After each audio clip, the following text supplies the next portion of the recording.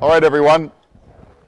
Welcome back from lunch. I know we're rushing you a little. Those on that side, if you want, you can move this way. We're going to be here for the next hour, so if you want a closer look or if you want to be within better eyesight of our people, come on over. So we don't have a lot of time here, but the parts of these symposia that I love most, and I love all of it, it's just the happiest week of the year for me, is having scholars and the public really discuss things. You know, it's not just a presentation and then you get on an airplane and leave. It's this sort of, scholars don't always agree. Sometimes they disagree powerfully. But we like to keep it civil, of course. But Roosevelt wouldn't necessarily. He had a certain way of intellectual bullying when he needed it. But I want to just start by saying thank you to our three presenters. Rick, you're going to be speaking again here after the next break. And I know that Jeffrey Warrow's talk touched a fair amount on the Great War, World War I, and you probably are going to address that in a slightly different way. I don't know that we necessarily need to get too far into that at the moment, but let me just review a few of the areas of legacy. We can't possibly cover everything that we'd like to cover, but I just was jotting them down again. Family, the legacy of Roosevelt's family. He said, "I promise you no family has ever enjoyed living in the White House as much as we Roosevelts have done." And he regarded himself as the first real family since the Lincolns. His impact on the presidency, enormous impact on the way we think about the presidency. His constitutional legacy. He was a broad constructionist, to put it lightly, and a Hamiltonian. And the idea of strict construction just seemed to him to be a sort of insanity. America's place in the world. Roosevelt felt that it was time for us to take our proper place in the world, either at or near the top, and that the time was coming when the United States would be the major nation of the world, the hegemon. And he saw that as good, even though much of the country wasn't particularly ready for that. His impact on the economy and industrial relations, the balance of labor and capital, distributive justice, the 1% and the many. His legacy about immigration and the identity of Americans, his long discussions of hyphenated Americans. And we heard this morning the tens of millions of people who were coming here who were not Anglo-Saxons and hadn't, many of them didn't know English, and they were raw recent immigrants and causing a lot of social disruption and a lot of anxiety in some quarters. His impact and legacy on language and literature. He wrote 35 or more books, thousands of articles. He coined words for our language. He engaged in spelling reform. He's a major man of letters, in addition to being all else that he was. The idea of the American West, the idea of the Western frontier. He and Frederick Jackson Turner and Remington and others were, in a sense, laying the groundwork of a Western mythology that has been amazingly tenacious. His impact and legacy in conservation, which we've talked about many times, but you see some of the images around the room. Devil's Tower, the first of his 18 national monuments. Crater Lake, one of the 5 national parks that was authorized during Roosevelt's administration, doubling the number from 5 to 10. Petrified Forest in Arizona, which he made a national monument. It later graduated to national park status. And out in the hall, Crater Lake, one of his 2 national wildlife refuges here in North Dakota, 2 of his 51. He invented national wildlife refuges by executive order in 1903. Chase Lake is the one that we picture here. It's the largest white pelican nesting zone in the world. And Roosevelt never saw it, but he designated it by executive order. And by the way, North Dakota has the most national wildlife refuges of any state at 63. Not the most acreage, that's Alaska, but the most number. And Ding Darling has a wildlife refuge named after him here, Lake Darling in North Dakota. So that was a close connection of Roosevelt's that led to that. I think I mentioned religion. This doesn't cover everything, but I wanted to start by just saying this, that impact is not the same as legacy, and legacy is not the same as impact. So measuring his impact on the post-Rooseveltian America is a hard thing to do. It's fun to try.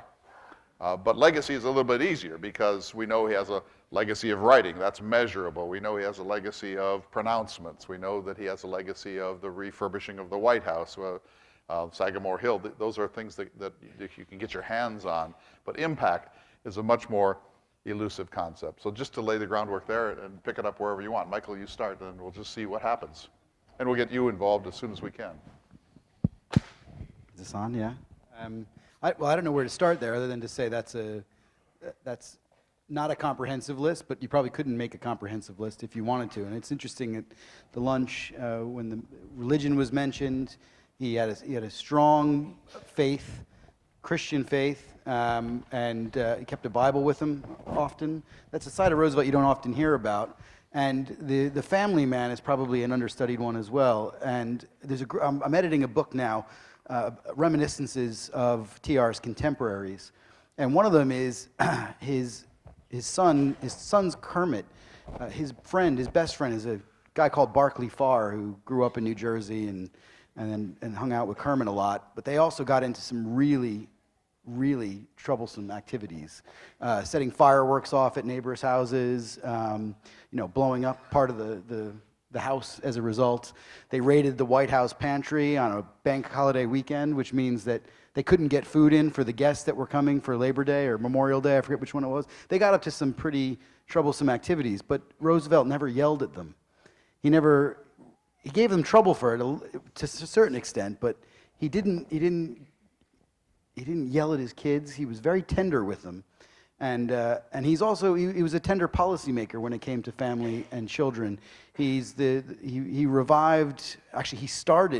the White House Conference on Children, which has since become a major conference to look at the health, welfare, and care given to children in America.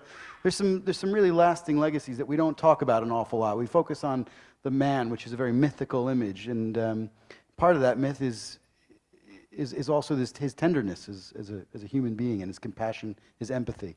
I mean, just to follow up for 1 second, Michael, wouldn't you say that the Roosevelt family in the White House creates the benchmark for all subsequent ways we think about families in the White House, that they rambunctious, active, photogenic, in the news.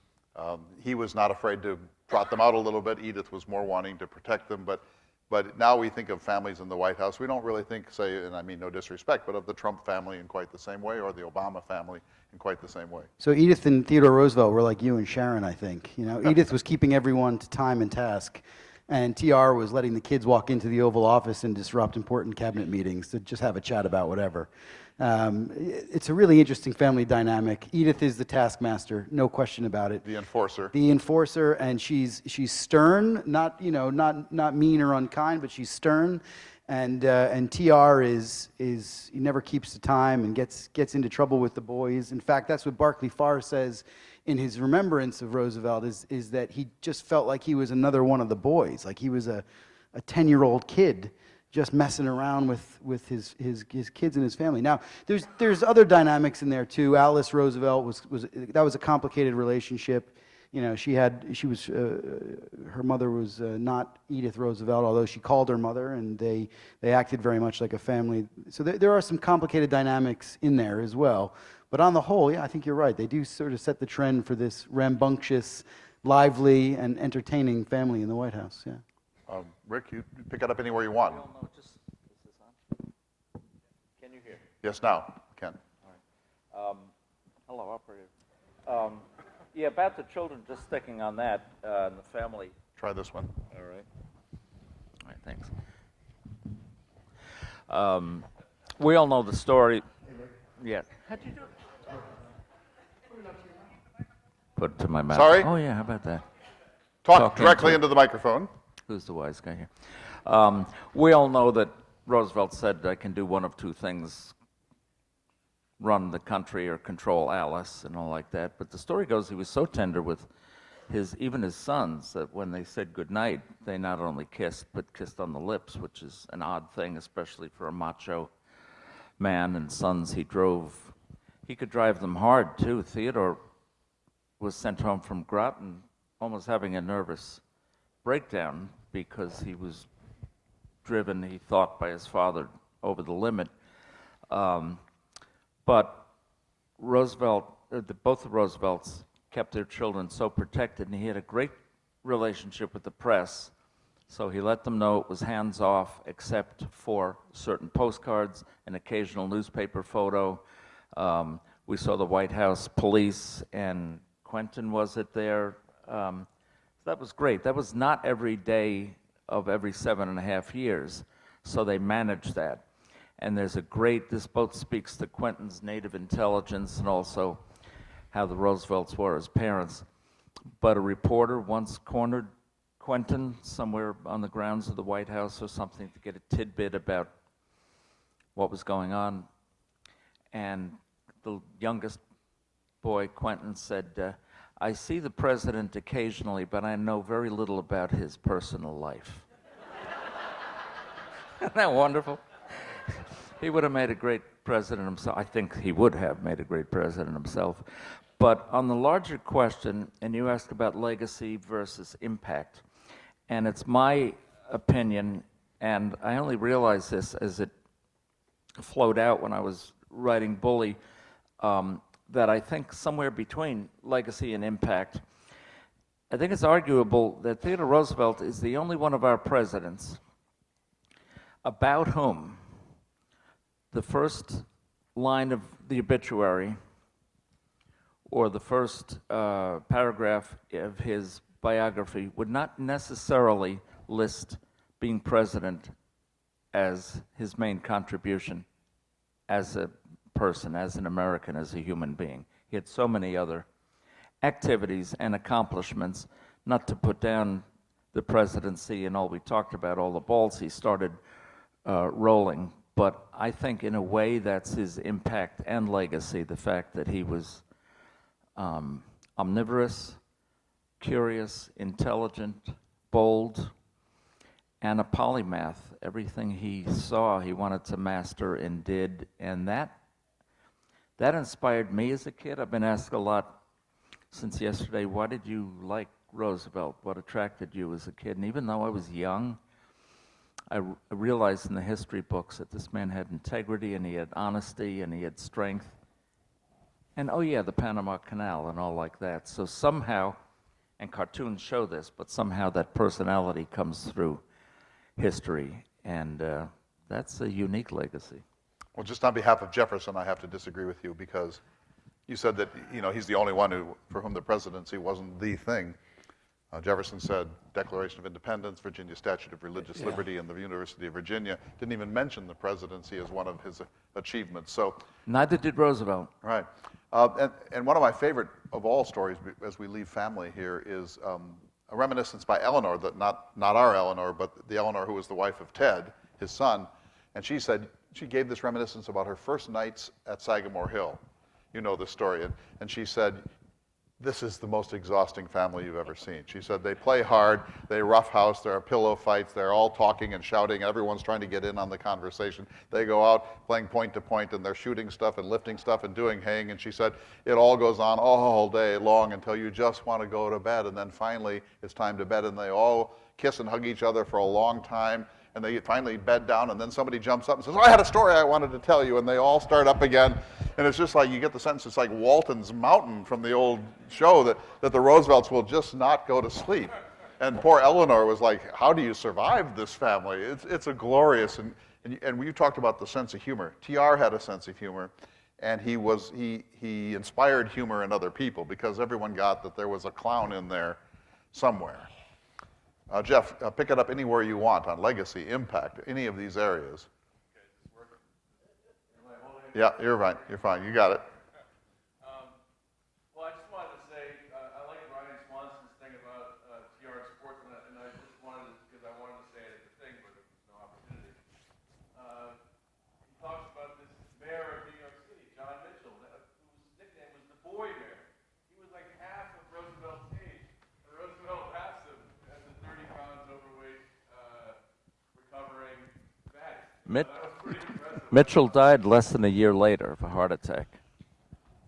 No, he died. It's in the preface to Sons of Freedom. Yeah. He joined the Army Air Corps. Ah, yeah, that's right. He was training in Louisiana, Oh, and he went up on a that's right. training flight, and he forgot to fasten his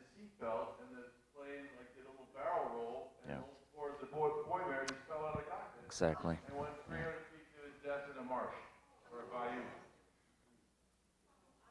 You know, Linda Ronstadt would sing about that later. Blue bayou. But The American century was more than our foreign policy and international relations. Talk a little bit more about Roosevelt's contribution to the American century. well, let me just speak to the impact. What I think is his impact, just as I thought about it when I was preparing the talk, is a bunch of things. First, the international relations aspect is that, as I said in the talk, Americans had come to regard themselves as unfit to have an empire because of our peculiar democratic tradition, born in revolt against the British Empire. What right did we have to acquire overseas possessions? And, he's the guy who really breaks that mold, who really says we live in a new world with new rule sets, and if America is going to grow, if it's going to survive and prosper against these encircling great powers who have no such inhibitions, we need to throw these things overboard. And of course, one man can't do this alone. He had to have fellow travelers working with him, people like Admiral Mahan. I mean, there's a great story about, when Mahan published his Influence of Sea Power Upon History in 1890, which becomes the great propaganda piece for building a fleet, a high seas fleet that will rival the British Navy, the German Navy. The Navy, in their infinite wisdom, decide they're going to send Mahan, who can't even sail, to sea. He's really a desk admiral, a brilliant mind, and he needs to stay at the War College and keep writing. And the quotes from Roosevelt about the Navy's decision to send Mahan to sea, he's like, what the hell is wrong with the Navy? And he just talks about the stupidity of the brass and everything else. So he has people like Mahan, he has people like Henry Cabot Lodge, he has other people that are pushing for this expansion along with him. But as we've all discussed, he's the guy who provides the impulse. I mean, just this ceaseless energy, this pounding energy. And he won't let people alone. And everybody that comes into contact with him, whether they're foreign people or Americans, they all talk about his boundless energy. And he won't let something go. If it's something that he thinks needs doing, he just keeps pushing, pushing, pushing.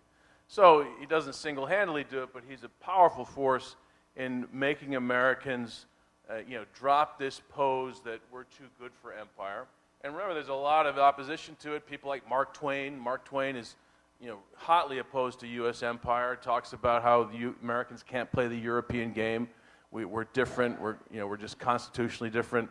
And then, of course, the Democratic Party strongly opposed, and then big elements in the Republican Party as well. So he has his work cut out for him. And I just think he shows a real strategic grasp.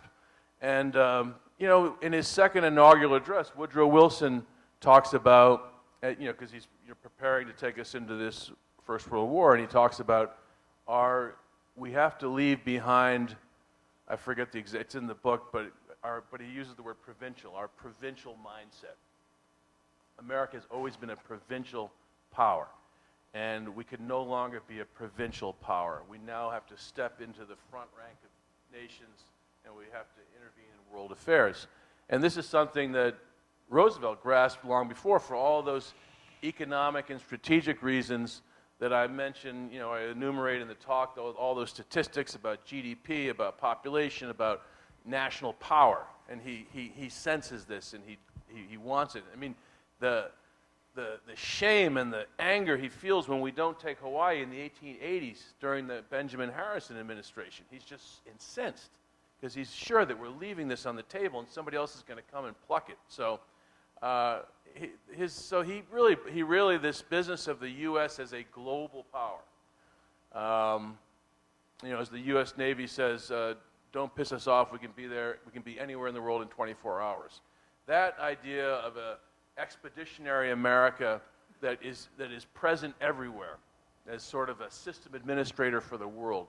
That's Roosevelt's impact. That's his legacy too. And then just another thing on the politics of it.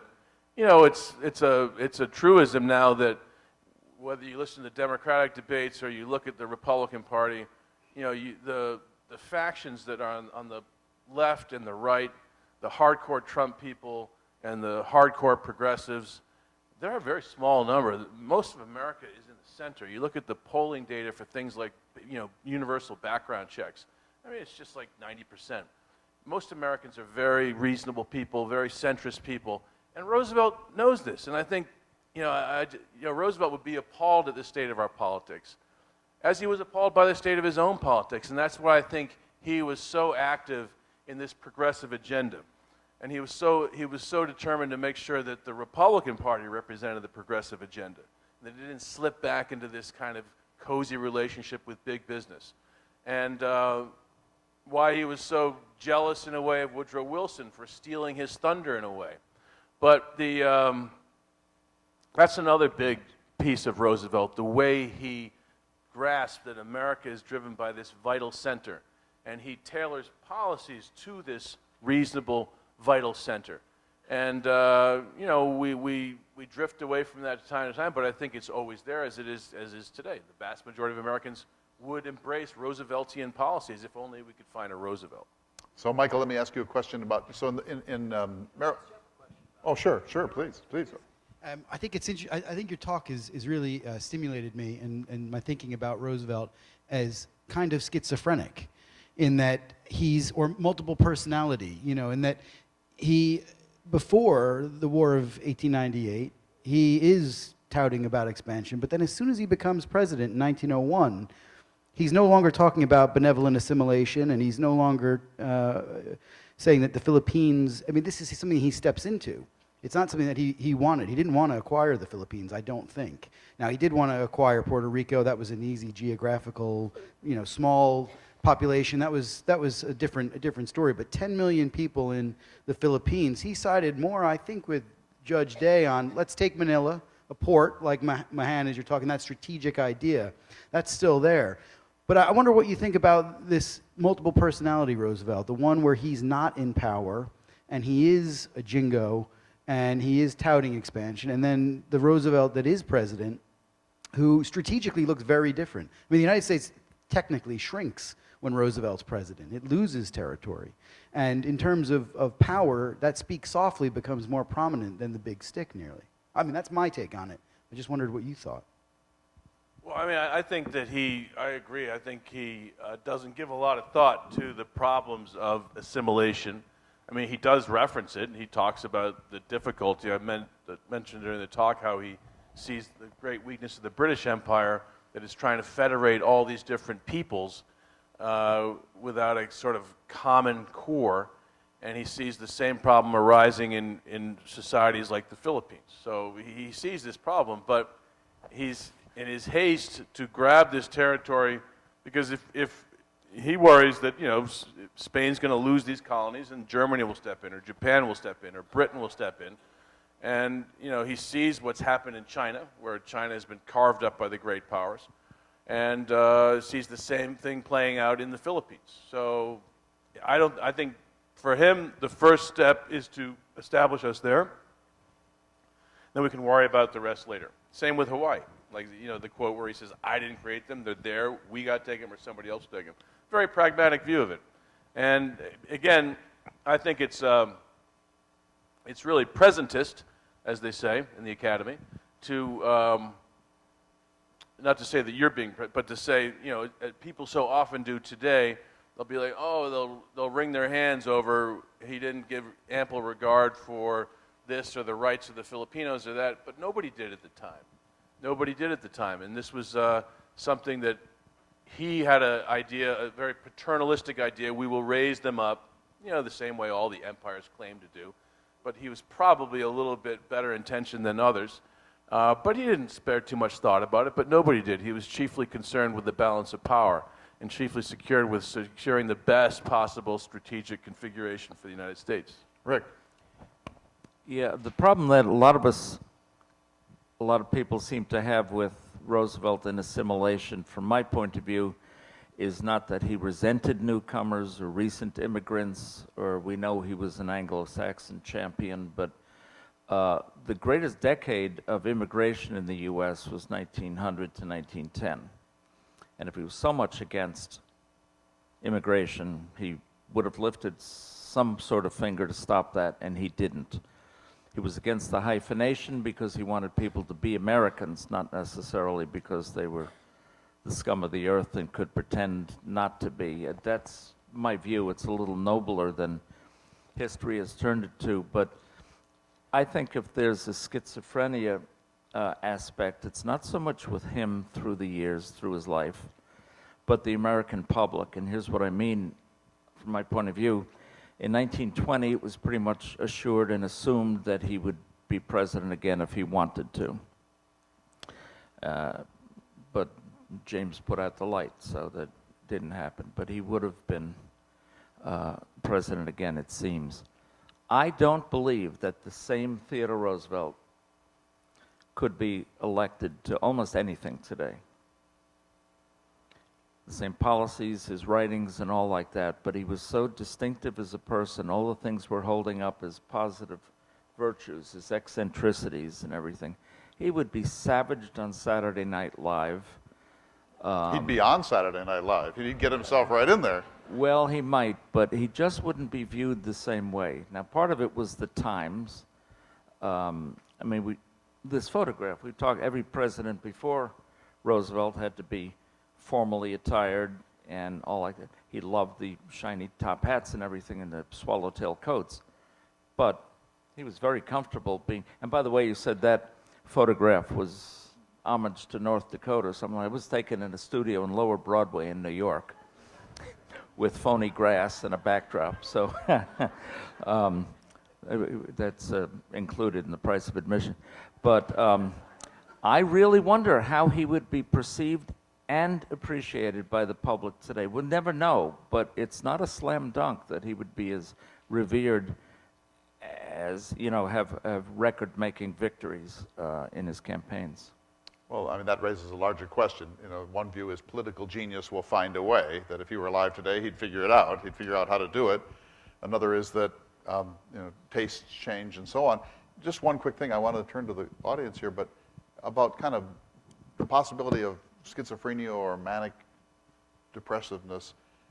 It's interesting that every time Roosevelt is about to face an election, like the 3 or 4 days before, he writes letters to his children saying, well, we've had a good run, probably not going to happen this time.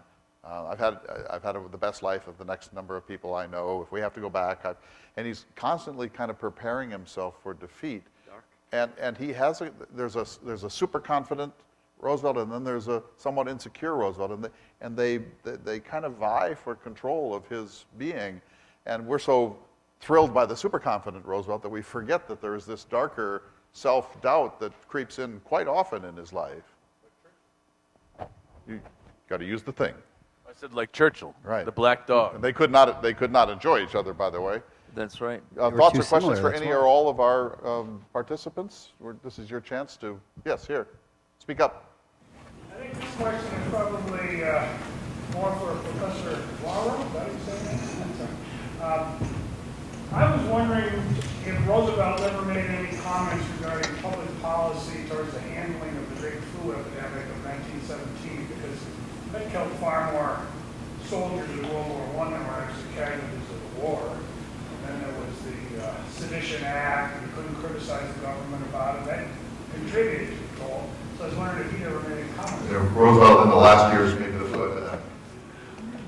To that, I don't know. I mean, the flu epidemic, horrible. And absolutely, I talk in the book about the troop transports coming over to bring doughboys over to France, and they arrive on the wharves at Brest and Saint-Nazaire, and half the ship comes off dead, you know, and they just have mass graves laid out in the French ports for all the flu More victims. servicemen died of the flu than of battle wounds. Like 58 million worldwide died of the flu epidemic of 1918.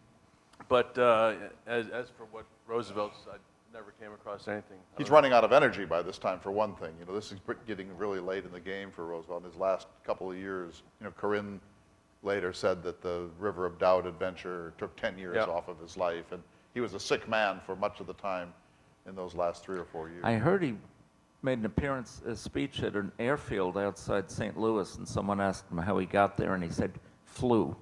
but I think that's You know, Does that answer your question? just can't leave it alone. I have a quick question for Michael. All right. Because you showed the slide of his children, right? And I just came across the children in the, Kermit and Archie and Ted Jr. in the course of the war as soldiers. And then I think Kermit was in the CIA later. He was in Iran during the Mossadegh coup, right? That's the next Kermit. That's the next Kermit. That's Okay. Kermit's son, yeah, and Okay, he was Kermit's he. son.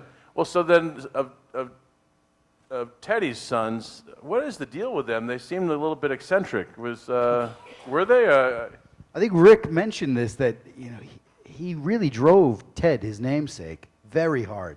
So much so, around the time of the War of 1898, Edith and Alice said, "You need to really just leave him be."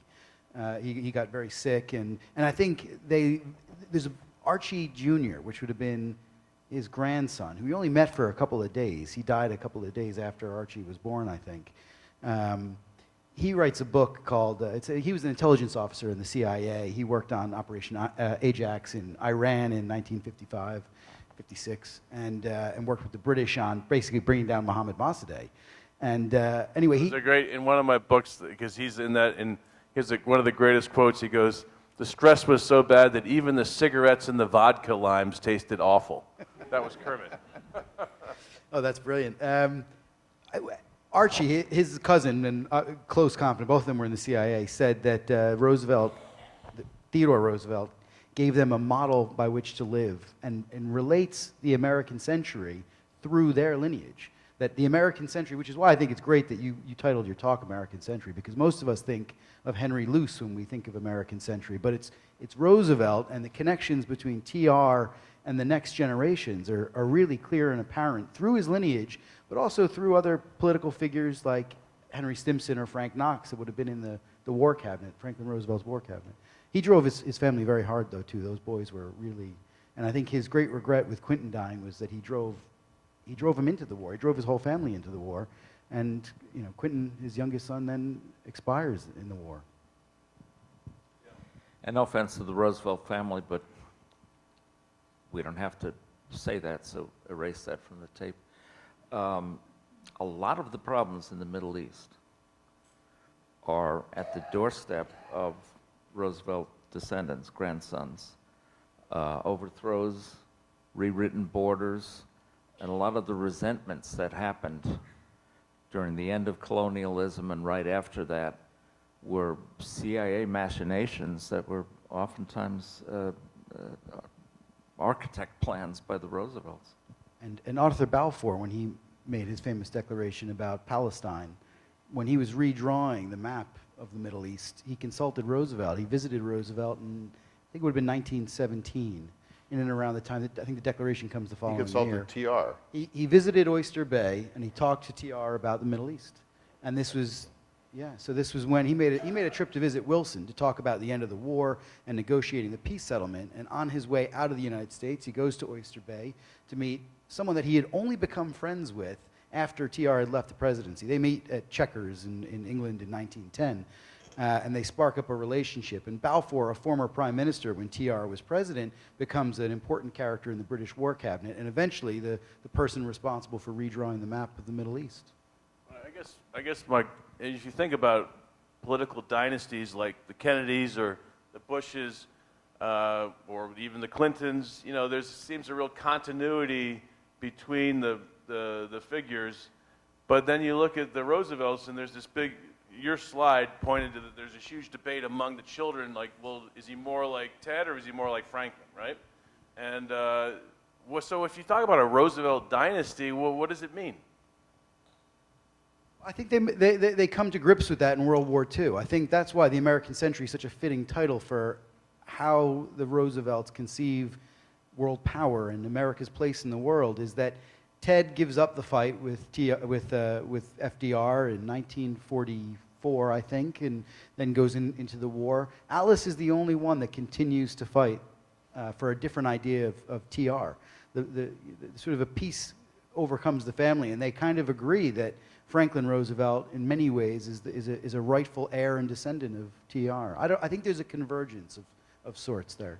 And Clay, you mentioned earlier about, or it might have been at one of the sessions this morning, about this question of legacy and what would have happened. If he had never been born, yeah. Yeah, and I mean to touch on what if he had lived another 10 years, that's how I'll end my talk. But Alice, we were talking about the America First Committee.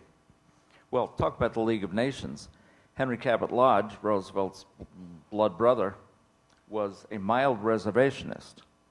Alice Roosevelt Longworth was a rejectionist, and she would hold meetings in her DuPont Circle apartment in Washington with Bora and others, Hiram Johnson and other rejectionists. So she was, even if you want to put it this way, to the right of Lodge, and she sure was an American firster, and even Edith, the Shrinking Violet, spoke at America First rallies. So it's very interesting. We can't know, but can we guess from the action of his children and his associates in succeeding decades, the New Deal and the war, can we extrapolate where TR might have been on those subjects? That's an interesting legacy question. I'm sort of with Jeff on this. You think of John Adams and John Quincy Adams, a great deal of continuity in the way they saw the world and their political outlook. The Kennedys, at least by 1968, are America's liberals.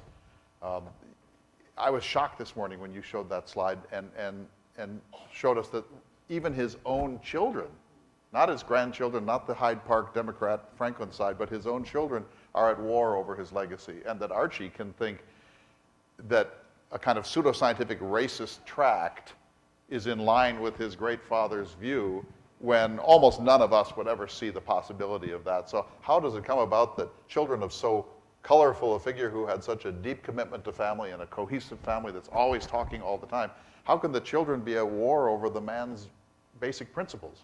They still are, and this probably shouldn't be recorded, but I still think you can look at the descendants of those strands of his family and see still big differences. And yet they still come together at events, and there are certain things that they don't, that Archie side, Archie, the one who was talking about Roosevelt legacy as a segregationist and a populist, his kids are still the most conservative part of the family. And Alice, her kids aren't, she doesn't have a big brood, so to speak. But Kermit's family, they're still the most progressive part of the family. They're the ones that got on best with the Hyde Park crowd. And the Theodore Roosevelt line, the Teds and the third and fourth and fifth and sixth, they're all conservationists. I mean, really strong passion for conservation still to this day. They invest their money in those sort of campaigns. So you can almost see the various legacy themes amongst the children and their descendants. It's frightening. There would be two ways to look at that. One is, what a great family that can embrace so much diversity of thought. The other would be, there's something profoundly dysfunctional in a family where one of your sons says, my father would be a segregationist, when if Roosevelt himself were there, he would repudiate that book, maybe gently. Thoughts, questions? Yes, here. The swamp? The squad. Well, the squad. Okay, we're going to knock that one, right? All right, so he called them the lunatic fringe. That was his name for anyone. Michael, explain the squad in case there are anyone. Oh, sorry. The squad is mainly the four Democratic congresswomen who are advocating for slightly more radical than the centrist Democrats, I guess. Things like the Green New Deal and health care for all, etc. A more resistance towards the policies of Israel and so on. There's that as well, yeah, of course. And so how would he handle this? I mean, he'd call this the lunatic. Well, fringe, he called maybe. them the lunatic. He doesn't deal with the lunatic fringe. He doesn't rate them. And it's, for example, on the issue of arbitration, this was a thing that he championed, arbitration. But in the same breath, he didn't like the hardcore arbitrationists who would accept peace at any price. He wanted a strategic peace that was going to be sustainable and right for the United States, whereas he thought some arbitration advocates were peace at any price pacifists, and that wasn't him. Yeah, even Taft, that's right, yeah. There's a thought here, yes. talking about the difference of the children, in my own children's case, it surprises me how one of them points out that this was most important to them in growing up, and another one something else. And maybe the children took on these different aspects of their father depending on the age at which they were. Was there a particular age of one of these children when the father was very into this conservation, making the national parks? Another one, a different age, when the father was very upset about all these immigrants not speaking English. I don't know. Just throw that So out. does age sequencing and the current events timeline have anything to do with I this? don't think so, but that's just my first impression. That's a very interesting question to plumb. I don't know. But it would be worth trying to track, of Yep, course, it'd be because very interesting, yeah. my daughter, for example, remembers 9/11, but her children won't. And so, what happened, where you were when you first come into consciousness, and the things that are obsessing your parents or your parents are focusing on, and Roosevelt was a many-minded person in his politics. There's continuity and change in his politics. It's interesting you say that because at my age, older than your kids, older than you, older than everyone, I'm often asked, where were you when Kennedy was shot? I have an alibi for that. I was in high school French class, so I don't know why people keep asking, trying to pin me down where I was. But that's a very interesting question. It's really worth a lot of thought. It'd be fun to track that. I like that question. I want to ask Michael a question because of, before we run out of time here, in Merrill Peterson's book, The Jefferson Image in the American Mind, which is this brilliant pathfinding book, he tries to chart how Jefferson's reputation in the national memory shifted over time, decade by decade. And we know there were vicissitudes where Jefferson was riding high and periods where he was associated with Calhoun and nullification and so on. It's a brilliant book. Is there any way to chart Roosevelt's reputation sort of decade by decade or era by era since his death? Yeah, I think so. The 1920s are really, I suppose it's living memory then. People that were alive in the 1920s and thinking about Roosevelt were affected by him personally or, through his politics. So and like everything, I remember when Gerald Ford died, everyone said, oh, actually, he was a great president, wasn't he? And that seemed quite strange because in 1974, people thought pardoning Nixon was just about the worst crime in the world. So the further you get away from the death of a president, the further things are liable to change. In the 1920s, even people like William Jennings Bryan were saying, TR wasn't the worst. But in the 1930s, there's a book written by Henry Pringle, which turns everything on its head. He was a debunker, and he wrote a vicious biography, really, in many regards. Which won the Pulitzer Prize. Won the Pulitzer Prize and was by far and away the best researched biography of its day. He had full access to all of the archival records up until 1909. No other researcher had that sort of access. Edith Roosevelt had closed the archives to serious historians. So Pringle comes along and writes a psychological portrait of a madman, really, of a man consumed by ego, and that shapes the impression of Roosevelt for at least 20 years. And you can see movies or plays like Arsenic and Old Lace, and you can look at Teddy Brewster, the crazy Teddy running up the stairs screaming charge and burying dead people in the basement. That was the crazy Teddy impression. And it lasts up until about the 1950s when there's a revival, and a lot of it is based on American nationalism. The Cold War is really gripping the American psyche, and Roosevelt is an American patriot again. There's the anniversary of his death. There's a bunch of commemorative activity that just comes Which into its Hagedorn own. did. And by the way, in the 1958 national commemoration, which Hagedorn, this is sort of his last gasp as the major Roosevelt protector, there was a symposium on this campus, and guess who spoke? John F. Kennedy spoke here during the Roosevelt Centennial, thanks to Hagedorn. Amazing that Kennedy was warming up, and he was taking any speaking gig he could get, apparently. But he came here and gave a really spirited talk. So Hagedorn was a protector, and an amazing one. And Carlton Putnam's biography came out then, which is largely forgotten unjustly, which should be reprinted. But I still think it's the best one-volume Roosevelt biographical treatment of any. But things started to change in Stephen Laurent's book and such, so TR's been on the upswing since then, and Wilson on the downswing pretty much since Arthur Link's books and everything. So, You think Vietnam affected TR's legacy? Because my sense is that Vietnam was a little bit of a dip. yeah, I agree. Yeah. How about Robin Williams, Michael? Those films are wildly successful. More people get their history that way now than in other ways. Tell me if I'm wrong, but there he's portrayed as kind of a harmless bombast, lovable, pretty harmless in the end. Yeah, but it's just so ridiculous that you don't have to pay it much attention as a historical thing, right? I mean, he falls in love with Pocahontas. I mean, that's, it's absurd, isn't it? I'm made of wax, Larry. Like, don't take me seriously. I think there's a part of that in that film. The same thing with Roosevelvis. It's caricature again. It's gone back caricature. It's gone in a different direction. It's not to be taken. Where are things headed?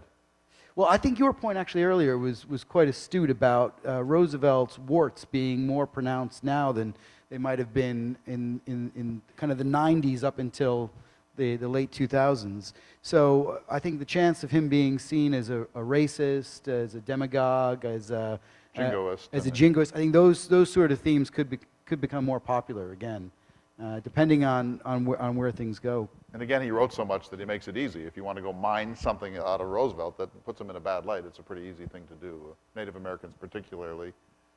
Well, I mean, that's why I asked the question, what do you thought the Democrats would have thought of him? And I don't know. I think it's a little bit disingenuous, not to say you're being disingenuous, but to say that, that Elizabeth Warren would like him. Yeah, she would like him. She'd like the new nationalism, right? But she definitely would not agree with his foreign policy, his language, his very masculine approach to everything, his liberal use of ethnic slurs, right? And again, that's just. I think that, and I think everybody on that stage would have taken a step back. Oh, horrors! He's way too male. He's way too forceful. He's way too opinionated. So I think it'd be interesting to see, to the extent that anybody's interested in history anymore. But I mean, I thought I made an okay case for it, though. I was hoping we were convinced. I just think that he's not a politically correct president at all. He's not, and yet his policies, he has a soft heart for working people. He wants to give a square deal. He's got a good sense about fairness. So he's right in all the important areas. But in all these sort of atmospherics surrounding his views of empire, his views of immigrants, and I would agree with Rick that if he had wanted to, propose new immigration laws to stanch the flow of immigrants, he would have. So that's a vote of confidence in him. But certainly his language, he was very discriminatory in his language about them. All these things would come to the fore in any contemporary treatment of Roosevelt. So I think it'll be interesting to see how he's treated. I think one thing we can say quickly, after 100 years after his death, that he's been baked into our history, our culture so much that the treatment at the hands of Pringle or the movies or Broadway plays like Arsenic and Old Lace, they caused a dip in his reputation and a new way of seeing Roosevelt. When I was a kid and started collecting Roosevelt stuff, my father would always do the charge. He made fun of Roosevelt. I think TR is past that, and there can be books against him and for him and dissecting him, but I think he's secure. And whether it's the passage of time or just the great number of great qualities he had, I think it's finally, the cement has been set. There was a question over here. Yeah. Thank you. How would the panel evaluate Roosevelt's race relations in the context of his times? Yes, he had Booker Washington over for dinner at the White House, which caused controversy in the South, but then also there was the Brownsville Army affair, which disappointed a lot of African Americans at that time.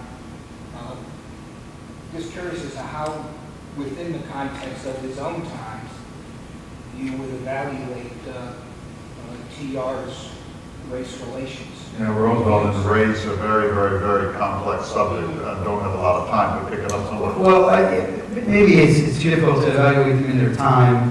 You know, I have mixed feelings about Roosevelt and race relations, but this is in relation to what Jeff was talking about as well. The freedom struggle in the 1950s and 60s was offered by the TRA, which is the Memorial Association, to have thousands of placards with TR quotes on them about race and African Americans, civil rights in particular, and they declined them. The Southern Christian Leadership Conference declined the placards. They didn't associate Theodore Roosevelt with a civil rights advocate.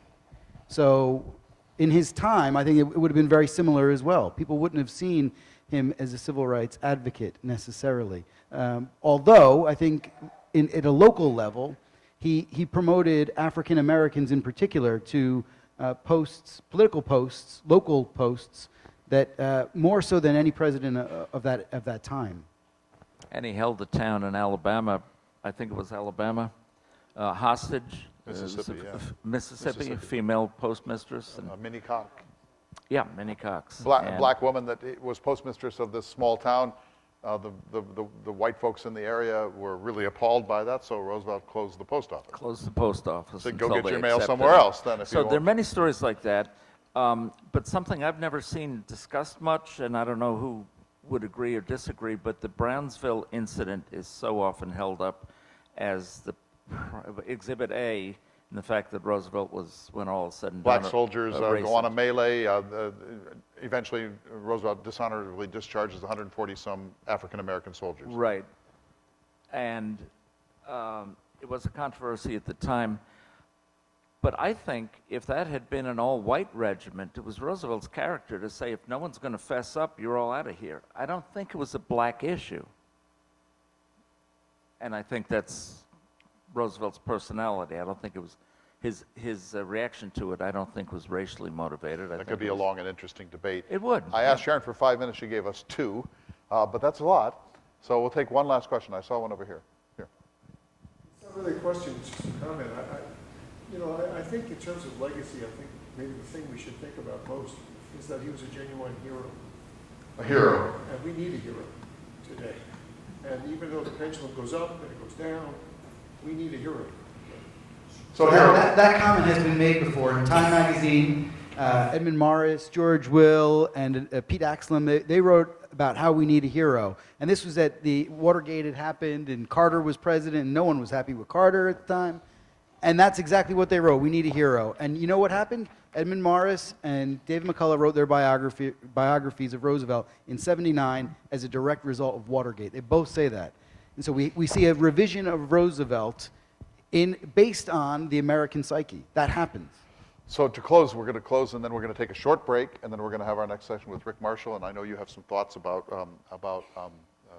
Jeff's talk earlier today, and thanks for holding them until your formal talk. But Michael, just in 30 seconds, some people think now that San Juan Hill and being a hero is something that Roosevelt in part constructed, and if you're really measuring hero, you might want to rethink that from time to time. He made an awful lot of comparatively little. What's your quick sense of that? Yeah, my comment about needing a hero is just that's what happened. That was the phenomenon. That was the phenomenon. But the reality is I think he's a faulty hero too in many ways, as most heroes probably are. Yeah, I don't know how to close on that, but it's worth examining those questions about construction of heroism. I think any question that we might have about the present now, whether it's about politics and the state of politics now, whether it's about questions about identities like who is a hero, all of them are worthy of debate and consideration. And Roosevelt will fit into those conversations undoubtedly. Rick, you get the last word. Heroes, even Jenkinson has clay feet, so we have to be conscious of that. But, no. Look at the time. Thank you, guys. We have celebrities and we have heroes. Roosevelt was both, and that's not a common thing. Celebrity and hero. Celebrity and hero. We'll leave it at that for the moment. Tomorrow we're going to have another conversation with these folks. So This is not over. Sharon. Thank you. Let's give a round of appreciation to our panelists. So we're going to take a brief break. We will reconvene at 2:18. And so the books are available for sale. Our authors, including CJ and Ryan, I'm sure will be willing to sign books. We do have the book plates if there's anything sold out, Jeff's and Rick's so far. But we do have those book plates right at the book sales table if you'd like to pick it up and have them signed so you could put it in a book that you would purchase later. We'll reconvene here at 2:18.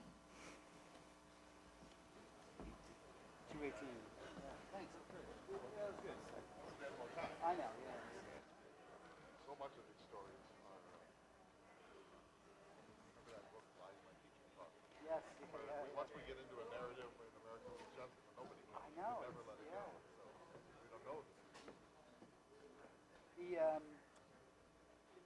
trying to think of the book, A Great Game, the Great Game. I think Hugh Wilford, that was his name, the guy who wrote it. It's a recent book, but he takes up Archie and Kermit quite a bit in the Middle East and the CIA's operations out there. Yeah. So Kermit, that Kermit was the son of... That's Kermit Jr. Yeah, so Kermit, TR's son, committed suicide in, I think, 46 or In Alaska during the war. in Alaska. Was it during the war? Okay. The Roosevelts believe bury where you die, so he's buried up there. Yeah. Quentin was buried in France, TR in Sagamore. Yeah. But it was actually his close relations with Franklin and Eleanor Roosevelt that got him posted where he wanted to be posted. One of the rare times that Franklin lifted a finger to help the police to Bay Roosevelt. Protecting the army from it, too. Also that. Kermit was out of control by now, and they were trying to put him in a safe place where he could do something constructive. But he let Archie serve as well. Deep alcoholic, womanizer, nervous. Depressant as well, Depression. definitely, yeah. When his dad died, Kermit said the floor fell out on him, and he never really got over his father's death. All right, guys, thank you. Tomorrow we'll pick it up. I want to ask you about isolation. Right. That's right, He wanted yeah. to get in. TR was pushing him to get in faster. He was join the British Expeditionary Force. And he was, The U.S. Army. and he was in Baghdad. That's where he fought. That was where his. He was in Iraq. Yeah. So he was. Quite a that while, connection. Yeah. That's right. Yeah. First. What was his regiment? Oh, I don't remember. But it was considered to be the first mechanized attack because they used trucks in it or something along those lines. Anyway,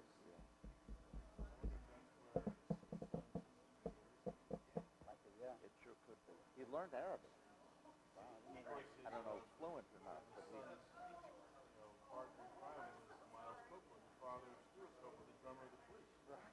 He was the CIA station chief in Cairo, you know? Jeez, his father was. That's wild. Laptop mic for yours, or do you want to use the podium mic?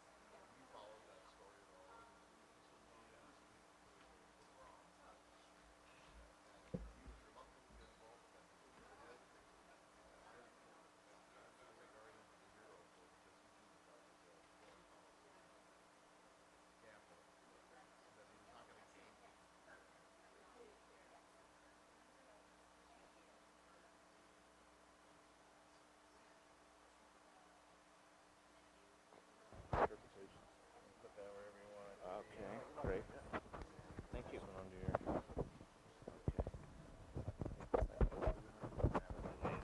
Okay. Tie, lapel, what do you think? I'm going to do tie. It's better to keep it center. Because if you turn your head away from it, then... Good idea. Yesterday I kept absent-mindedly beating my chest, yeah. Especially with me, it happens. Yeah. All right. Hey, thanks. Yep, you bet. All right, we're okay. Wonderful, thank you.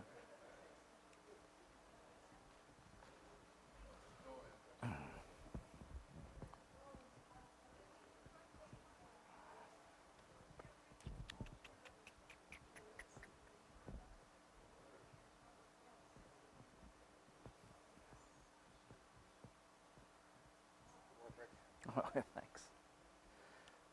I was reading recently, it's interesting that conversation about what people think about him in the context. I was recently just thinking about that, and I came to the conclusion that the best way, from my perspective, is the NAACP had just been created. Yeah, that's When right. Roosevelt died, they wrote a tribute to him, and they said what they thought of him. Yeah. So one of the best ways to look at it is, what did the NAACP say at In the the time? day. Yep, exactly right. And because, Well, it's not what somebody who loved him said. It's not what Leonard Wood said. It's what people who were African-Americans, concerned. the whole Yeah. organization that's been What created. it was all about, yeah. I was warned that someone might come, I forget her name, but a local writer who's written some essays or op-eds Okay. about, for instance, how dare the image of Roosevelt in the literature imitate the Obama poster. And at first I heard that, I thought it was Roosevelt would have nothing to do with Obama, but she was saying that how dare a racist like Roosevelt be. Well, it's not. It's useless. That says more about the person making the bitch than. Clay's really right about Roosevelt has written so much that you can find some words to support whatever you want. But all if you things really, to really, all really, people. really, if you really want to understand who he is, I mean, look at what he said about the Ninth Cavalry and the Rough Riders. Exactly, and just go to the source. That's what it's all about. And for people to judge people of the past or issues of the past based on sensibilities of 2019, well, people today, liberals, people taking attitudes, 100 years from now, those views might be, like, how could anyone have thought that? Well, that's what life is. And you're not. No. We had, like you mentioned Calhoun, so we had Lake Calhoun in Minnesota. Yeah. They changed the name. Was that named for him, even though he's South Carolinian? Yep. Ah. They changed it. Named for him, and they changed the name of the lake to the Native American. Well, I'll tell you how sensitive blacks are today, and they criticized Lincoln that he was not really so anti-slavery and everything. I heard a report that blacks won't even drive through the Lincoln Tunnel in New York anymore. I'm kidding about that. Well, yeah, I was going to be like, whoa. That would be a shocker. It would be. But Well, you're up next. not a huge shocker. So just make sure that you wow us. Yeah. I'm about out of wows, I'll tell you. I don't know if my girlfriend has hauled some books out to sell or not. I was kind of looking for her there and I didn't see her.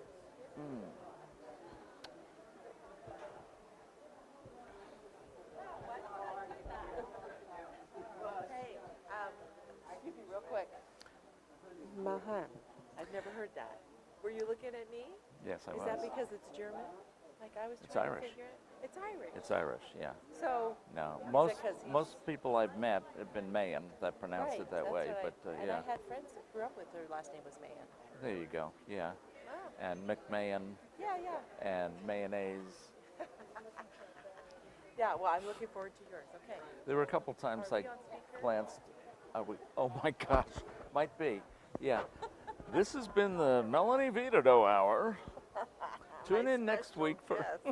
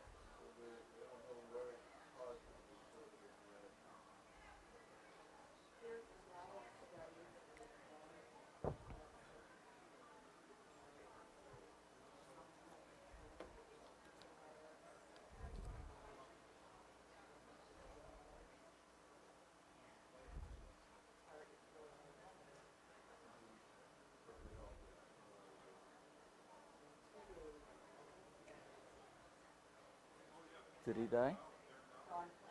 Oh. Oh, great. Okay.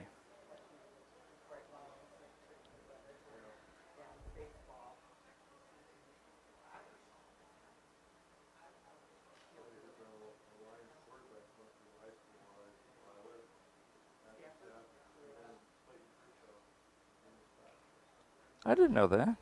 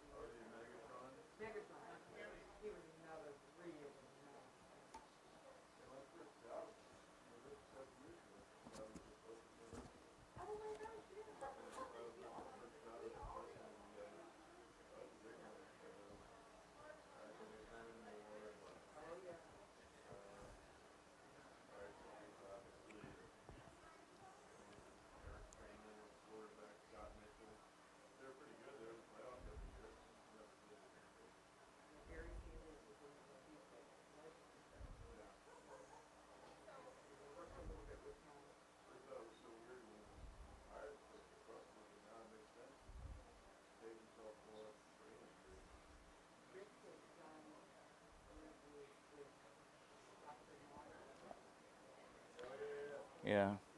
Concussion. Yeah, Will Smith played him, yeah.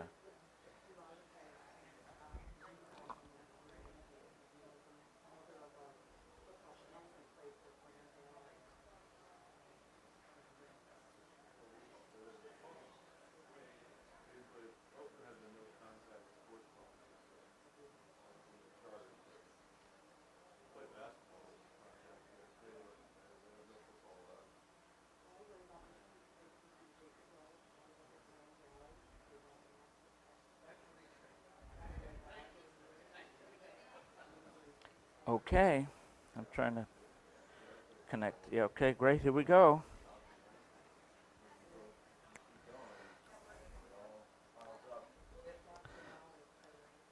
Yes, it is. Just connected. But otherwise, I've been just off the satellite, I think. So, okay.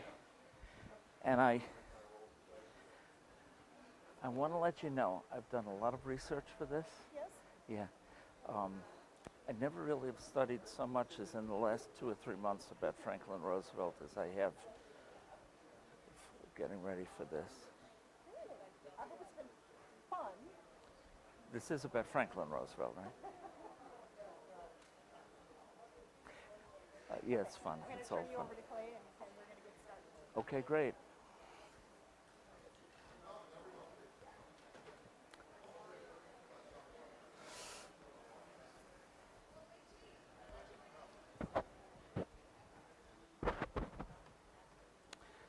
Say,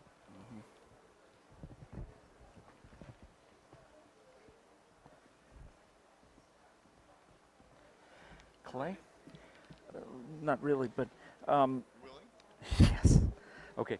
How long? Until when? I want you to give the full talk. 2:15, and we have to break at 3:30. Get all the time in the room. Well, that's So, no, really. Or the speech fine. itself, and then 2:15, so we're only 7 minutes behind. So I'll get them so it goes from 2:15 to about 3. 3. So 45 minutes. 45 minutes. Sure it will. But as you know, I can go on and on. So. Well, all of us. Hello, everyone. Come on back. We're ready to begin. Sorry to rush you. Want to invite you to come tonight, of course. There's going to be a lovely entertainment tonight with some reminiscences about Roosevelt following his death in January 6, 1919. So we've gathered some poetry, some songs, some eulogies, some editorials, and maybe some surprises. So 7 o'clock here, come back. It's another way of looking at the immediate reaction after his death in New York, on Long Island, the immediate reaction of the world, really, to the life and the achievement of Theodore Roosevelt. So do come tonight. The weather's looking good. We don't know yet about the Badlands roads. We need a little wind, a little more BTUs, but I drove the roads 2 days ago and they were really sloppy down by Amadon. But they're well-built roads and they dry out pretty fast, so we'll see. But we're going on the Enchanted Highway drive no matter what, because that's pavement. And then we will tiptoe towards the Badlands and see what that looks like. And we'll be making some calls tonight to friends who have ranches down there, and they'll let us know whether it's a wise thing to go off pavement. But I think we'll be able to. So that Sharon will have announcements about that at the end of this time. I don't need to introduce Rick Marschall again because you know him. He's the leading expert in the United States on TR and cartoons. I want to ask you a quick question before you do your talk. And as you heard, I think we're announcing that he's now our cartoon archivist here at the Theodore Roosevelt Center, and our goal is nothing less than having high quality resolutions of every known TR cartoon. That won't be easy. We're already over 3,000, but we won't be satisfied until every cartoon that ever touched upon him, certainly during his lifetime and even in the 100 years since, is in our files on our website, searchable, with all of the kind of metadata that Rick Marschall knows more than anyone else. Just a quick question for you, Rick, before you start. Do we know approximately how many TR cartoons there are within his own kind of world, his lifetime and immediately afterwards? And how does it rank? I know these are imprecise sciences, but how does he rank as one of the most cartooned, the most cartooned, a moderately well cartooned president? Yeah. I calculated when I did Bully that I reviewed 18,000 cartoons. 18,000, so we have 3,000 so far. Yeah, not all with his face in them, but from his life and times pertinent to him, or his legacy afterwards. But I think he is the most cartooned president. For one thing, he was the most cartoonable face Nixon had a good one. to hold the office. Yeah, there were some rivals there.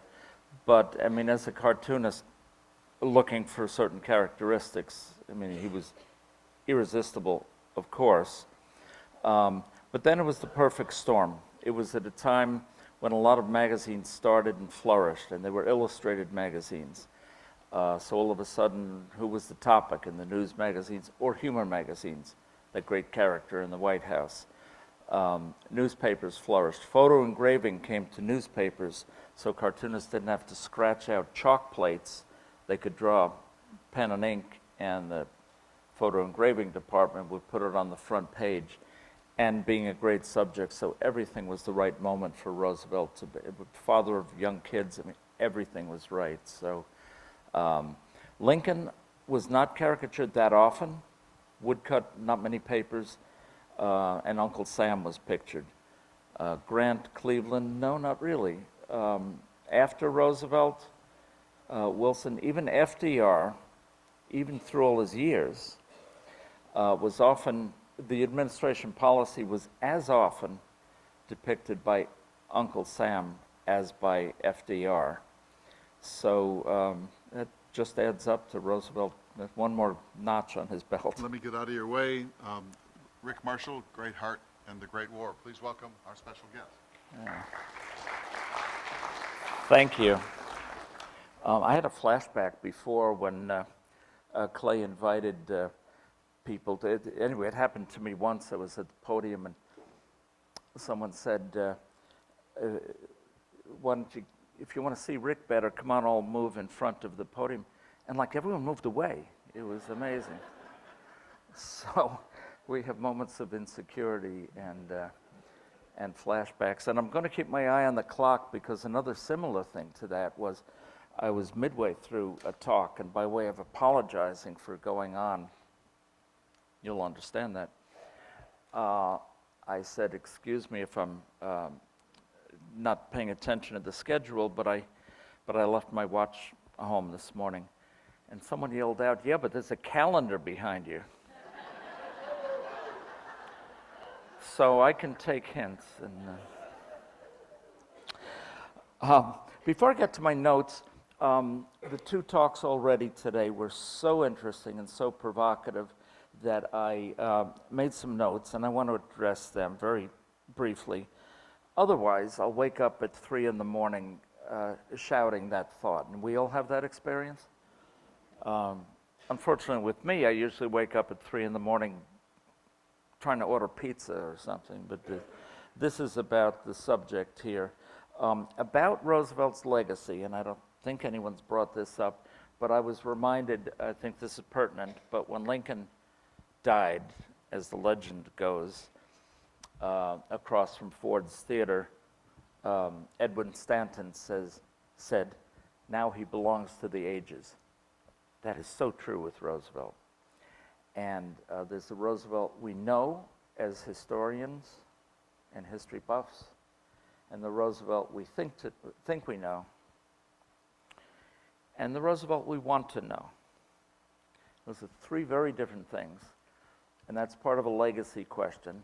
And to pick one of 100 examples of the Roosevelt we want to know, just a few years ago in the debates about health care,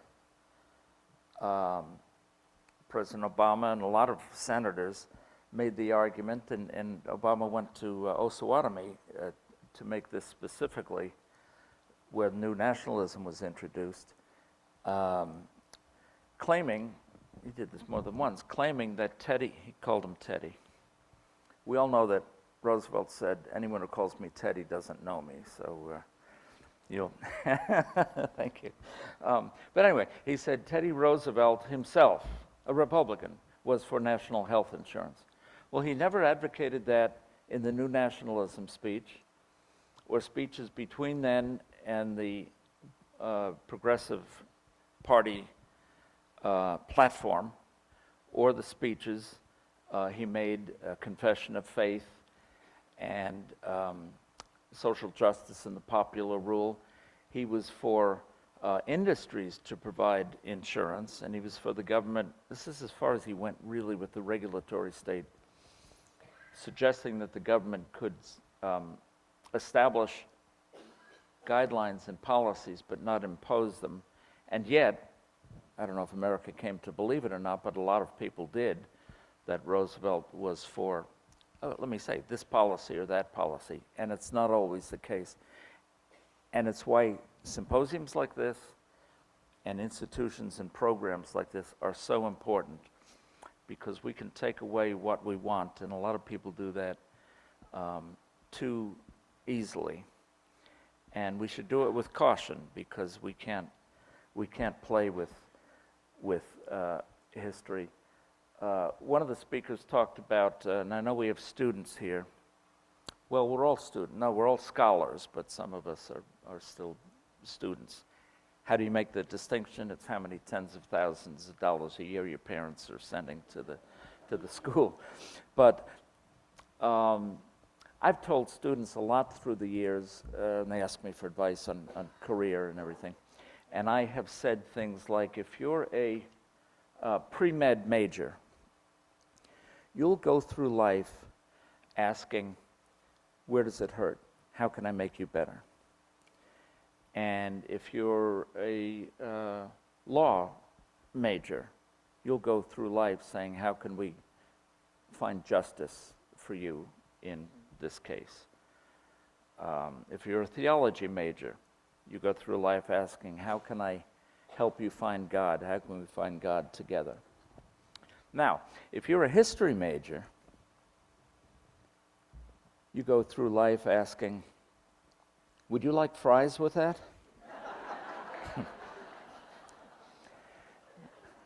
Now, I don't mean that. Believe me, I don't mean it. I was a history major in American Studies, and I make it about sociology. Usually make the joke about sociology. But the point is, and we know that's why we're all here, history is very important. And we have all the sayings that people know about those who do not learn from history are condemned to repeat it. That's one version. The one I know is those who do not learn from history are doomed to hear other people reminding them of it all the time. But it's something that Americans should take more seriously. I mean, it's a very basic thing about human existence. How did we get here? If we understand how we got here, we'll understand better what we're doing and where we're going.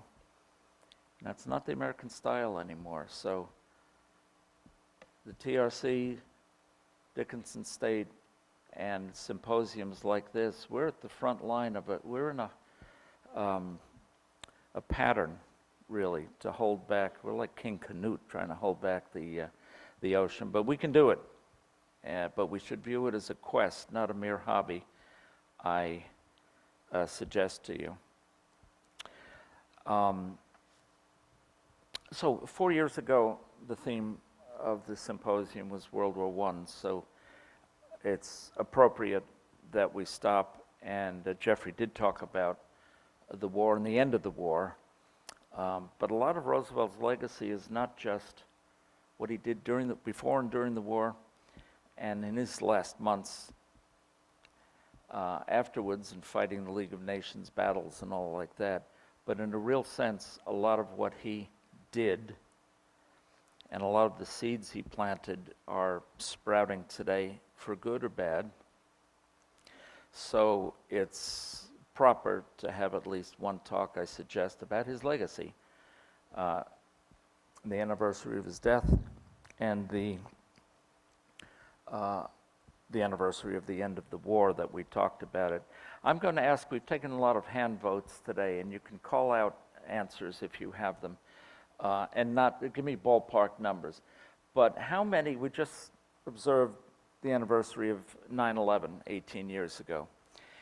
How many victims of terrorism died on 9/11? 3,000? Okay. I'm going to disagree with you and stick with me for half a moment. In my point of view, approximately 3,000 people were not victims of terrorism on 9/11. They were victims of murder. The rest of us are the victims of terrorism. Our lives have changed, our worldview has changed, values are upside down. Terrorism, we're terrorized for a reason. It's not merely to stop some people from breathing. And I'm not being a schoolmarm on this. I think it's very important in history and in current events to consider the meanings of words and the effects of words and policies. So I'm going to suggest we do that now. A couple of the things about history, we know that. I agree with it, of course, but the history is written by the victors. We've all heard that.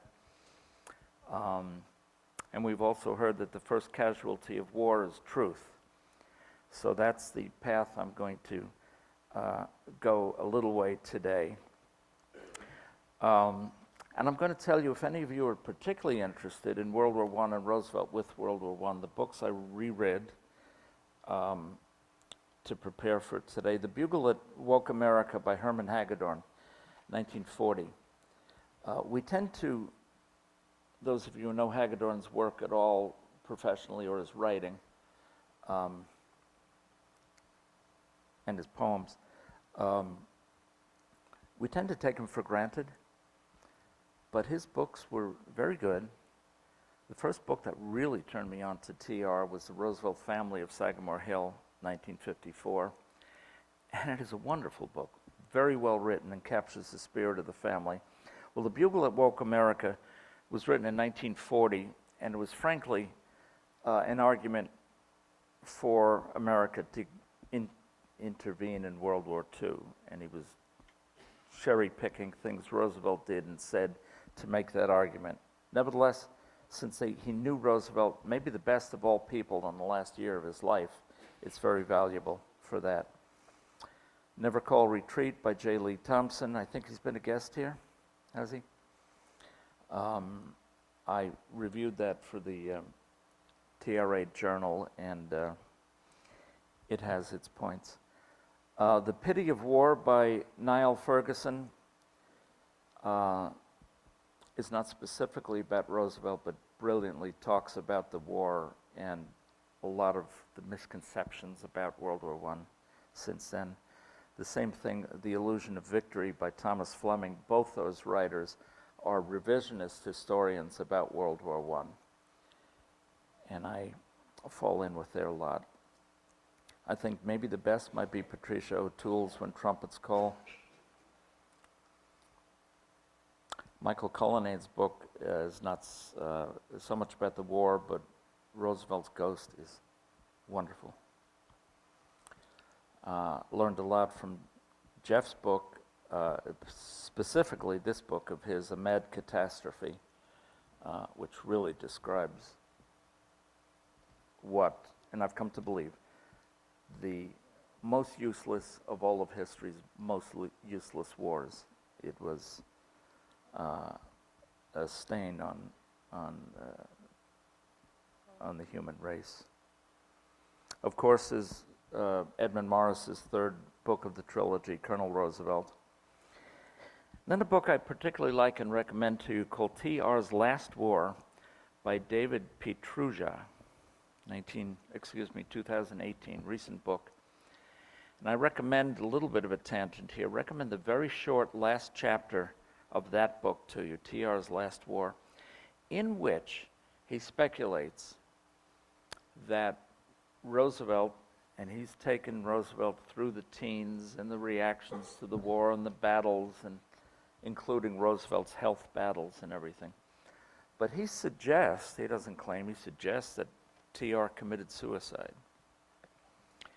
on January 6th. We know he couldn't walk across the bedroom anymore. He was alert enough to write a memo about 1920 presidential politics, but he was in pain and there was so much wrong. And he claims, this is an interesting thesis, maybe not for a full year symposium, but if you look at it, the Roosevelt family, through several generations, was marred by depression, alcoholism, and suicide. Roosevelt's uncle was involved in scandals. Roosevelt's brother was a drunkard and had an illegitimate wife and committed suicide. Roosevelt's son Kermit did. And he just made the point that as T.R. carried deadly doses of morphine in Brazil and in Cuba and in Africa in case he really needed to check out, he speculates on whether that might have been the case in the lonely bedroom in Sagamore Hill in 1919. That's interesting. We can go from there. I'm going to give away, well, I have to give away, it's not a surprise, but as a reassessment of T.R.'s wartime years, I will tell you my family history briefly. I'm 100% German on both sides, going back. You see the spelling of my name, that's German. My grandfather, who came to America in 1900, in the teens, experienced in New York, in Queens, New York, experienced such anti-German prejudice that he anglicized his name. But he was a feisty guy who, nevertheless, my father told me, would sit on streetcars snapping loudly his copy of the Stadtzeitung, the German newspaper, and such as that. But there was intense German prejudice after the war, during the war, and I was privy to a lot of that, and my family was in a unique position. So a lot of that informed some of my views. It didn't make me pro-German. We've got to be agnostic about the issues of the war. I suggest 100 years later we should get over those issues. And someone referred earlier to the Belgian atrocities. There might have been Belgian atrocities, but it did come out afterwards that the stories of Germans bayoneting children for the fun of it in Belgium were nonsense. I mean, there was a lot of propaganda in the war. And whether that it did influence Roosevelt, whether it convinced him and he fell for it, or whether he wanted to use those propaganda arguments as a crutch, it dominated American media and American public opinion eventually. TR had averted the Great War several times. He saw it coming. In one of my books, I call him the Great Anticipator. He saw crises, and there were a lot of American problems that I think we would never think as American problems because he anticipated them and planned and headed them off at the pass. I think that was one of the geniuses of Roosevelt. And we can't know them. We can't speculate on whether something would have arisen as a big issue or not. But whether it was in fact, the Venezuela crisis, because the Germans were trying to collect debts forcibly, and that actually inaugurated the Roosevelt corollary, saying, okay, not only do you stay out of the Western Hemisphere, but we'll protect and become the collection agents with these countries. So that was Germany feeling frisky. The Algeciras conference, that wasn't Germany on the verge of invading Morocco, but they were demanding trade rights. Britain and France were denying Germany all rights of trade there. And Roosevelt, who could have said, you guys duke it out, he saw that as kindling of a potential wildfire. So there were times he did this, and Roosevelt was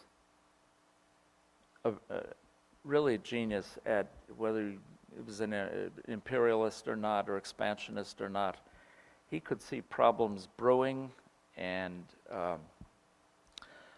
issues that could have grown that he just stepped in and took care of. Wasn't traditional for presidents to do it, and he did it. And that's something we, I think, don't always appreciate about Roosevelt. We can't always know, but we should be aware of their possibilities. I think Jeffrey makes this point brilliantly in his book, that war was inevitable.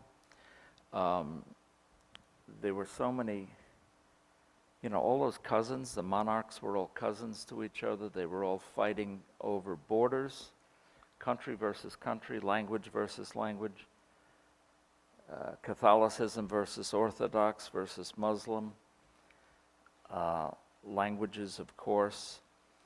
And at the time the war in 1914, the Guns of August, there had already been two land wars smaller, 1912 and 1913 in the Balkans, short duration.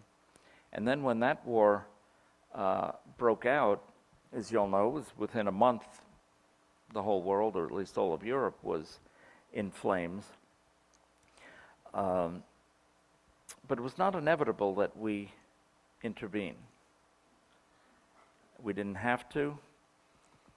Roosevelt's first comment on the daily declarations of war between these countries was, or Belgium, when the German army passed through Belgium, he said something to the effect of, when giants wrestle, it's inevitable that midgets get crushed, or something like that, but we get his point. He didn't keep that point long. But we did hear some points raised, or you read them in history books, that Wilson loved peace so much he thought we were above peace, and there's no such thing as a bad peace. And America is too proud to fight. We know all of his phrases. We also know that Wilson said, before any of this happened, but he said it would be a supreme irony if it turned out that the main aspect of my administration would be foreign affairs, because he never cared about world history, about foreign affairs. I mean, he wrote books about America, series of books about American history, and he taught American constitutional law. And he probably could not have located half the countries in the world on a globe, and was almost proud of it. He just didn't want anything to do with it. But to say that we were not involved, I think is a half-truth, because right away under Taft and the first 2 years under Wilson, the military budgets decreased, maneuvers stopped,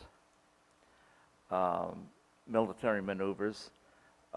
Yes, the Army and Navy shrank in terms of number of peoples and vehicles and ships that were active. So it was Taft as well as Wilson. But were we involved, not involved? No. In the last weeks of Taft's administration, our ambassador to Mexico was directly involved in the murder of Madero, the president. And we know about Taft's dollar diplomacy. We did throw our weight around, and if you view some of the things that Taft did and Wilson in his early months, Roosevelt interpreting the Panamanian province's 800th Declaration of Independence, all of a sudden he recognized them. That looks clean and honorable compared to what America was doing month after month in Central and South America. Our hands were very dirty. William Jennings Bryan, when he was Secretary of State already, it's forgotten by history, but he was involved in a financial scandal, allied with people trying to set up and strong-arm the banks in the Dominican Republic to America's favor and people in America favorable to the Democrats. So there was a lot of that, and it's forgotten by history.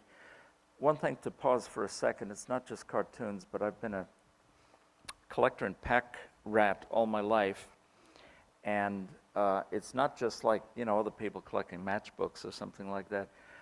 To have long runs of newspapers from the 1890s to 1920s, complete runs of all the major New York newspapers and others, and magazines, Harper's Weekly, Leslie, Puck, Judge and Life, and Scribner's, and all those magazines. I don't collect just for the cartoons. I collect to know those issues better. And when you read the daily news bulletins and stories about details of history from those years, anyway, with me it's often happened, and I was a history major and everything, I say, how come I never heard of this? So, dig all you can, and as the digital archive gets fuller, comb it all you can. It's amazing what we don't know, and a lot of it's because what we choose not to know. Because my guess is because of current prejudices, and we just look for facts to support that. But Taft's arbitration mania took hold. Roosevelt was not a fan from the start. As I said, no maneuvers and stuff like that. And then Wilson, we were in a very funny position in 1914 when war broke out in Europe. It wasn't just that Wilson thought it was not logical that we get involved. He was never admitted to it, but for all intents and purposes, a pacifist. Well, it was his right. William Jennings Bryan bragged about being a pacifist, Secretary of State. The Secretary of War was a pacifist. Publicly bragged about it. Who would nominate a Secretary of War as a pacifist? Well, Wilson did. I mean, there's an irony in that. Secretary of the Navy, Josephus Daniels, was a pacifist. So the policy that was developing and was rolling out as the world caught aflame was handled very strangely. I mean, at least you would say it's all counterintuitive. The other reason Wilson might have had the policies he did is that Europe and even South American countries declaring war on each other, an American island of non-belligerency, prosperity. We went through a little recession in 1913, but because of the war, almost instantly, our economy went through the roof. We had a bumper crop of harvest in 1914, but American banks and American branches of British banks were lending money to both sides, all sides, at exorbitant rates, and very quickly the European countries were bleeding themselves dry. I don't know what kind of a poll it was, but after 5 weeks, there were articles that the majority, I don't know, this is what was written, the majority of French soldiers wished the war would end. 5 weeks. It went on 4 years. So the countries were being bled dry, going bankrupt, and they borrowed from American banks. So we were making out like bandits, and that was one reason to stay neutral. That's a little bit of a backstory there. And they sort of ran the administration. Morgan, Rothschild, Kuhn-Loeb had enormous influence, and eventually Bernard Baruch, when the war started, had great role in the war policies. Did you set that clock ahead when? No. How long are we going? And in conclusion, let me say. So I'm suggesting to you that there was a lot of hypocrisy. Wilson wasn't a saint. Was Roosevelt or not? Behind the scenes, Wilson massively favored England and France. Silent deals, assurances, like FDR was to do with Lend-Lease. We were, by law, neutrals, and yet we were sending ships and supplies and such as that. So that happened in World War I also. And Wilson would send these notes to Germany, and I think Clay read some of Roosevelt's reactions to the diplomatic notes, and Wilson would say, "We'll hold you in strict accountability," and such. What does that mean? It means nothing. It means another note was written. But something we should know is that America was being swayed bit by bit by British propaganda, because the Brits owned all the transatlantic cables. All the German ones were cut, so the news we got was either British or German news that snuck through was censored or changed.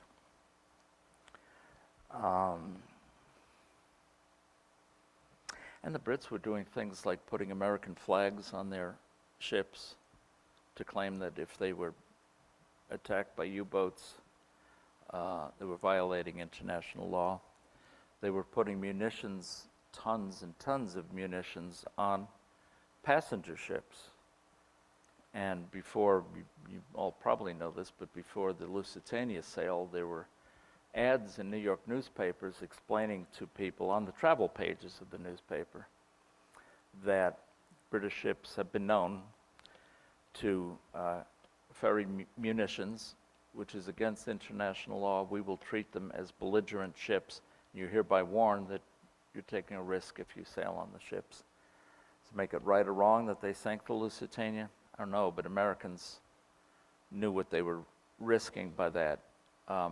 Also, the Brits a lot were stopping American ships, confiscating our mail, holding passengers hostages, always letting them go, but that's largely forgotten by history too. It's a two-edged thing, but that didn't upset people as much. And we'll talk about the state of TR at the time. He lost the Bull Moose campaign, came in second, but after that, a lot of America just really considered him in the political graveyard. He thought he was done for. O.K. Davis he wrote a book he was secretary of the Progressive Party, and he wrote a book, if you can find it, called Released for Publication. He had former New York Times reporter, became secretary of the Progressive Party, and in the mid-20s wrote a book, Released for Publication.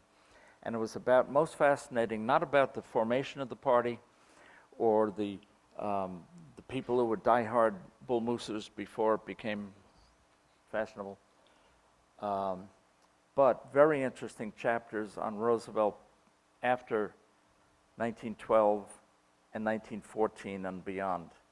A lot of times, first of all, Roosevelt felt honor-bound to campaign for progressive candidates who had ruined their careers by leaving the Republican Party, were involved in losing campaigns, but making the effort. And Roosevelt thought, he said to O.K. Davis, he said, I'm going to get out of politics, but I cannot let any of these people hang without me. And sometimes they drove through the countryside, just the two of them, to very small campaign rallies, and hardly any progressives were elected in 1914. And then the 2 years after that, Roosevelt still wrote books and wrote for magazines and such, but he was really, he thought he was done forever.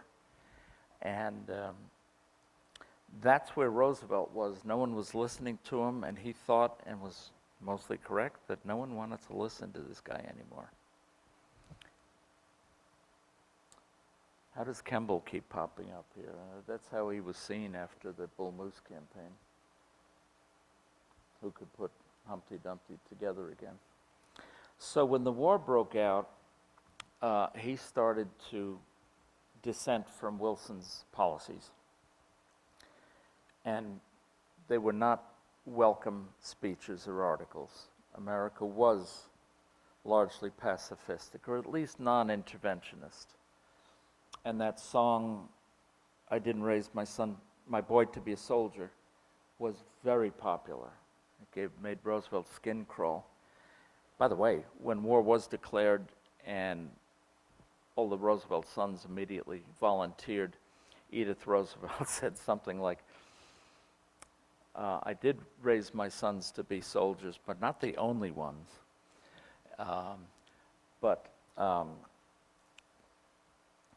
This is how he was seen. The point of this cartoon is that he's a scold, he's a know-it-all. The world might be in trouble, but it doesn't look that welcoming of his efforts, his policies. I will save you. And there was a lot of ego in his speeches. I know better, I know better. So I have mostly, I'll tell you in, I guess, conclusion, or close to it. I have mostly a hagiographic view of Roosevelt. I approve of almost everything he did and half the things he didn't do. I named my son Theodore. Here I am. I've devoted a lot of my life to knowing, respecting him, knowing him, trying to publicize him and everything. However, during these war years, as we see here, whoops, we know that, I think you've got my views a little bit on the war. Worst war, silliest, tragic, biggest mistake.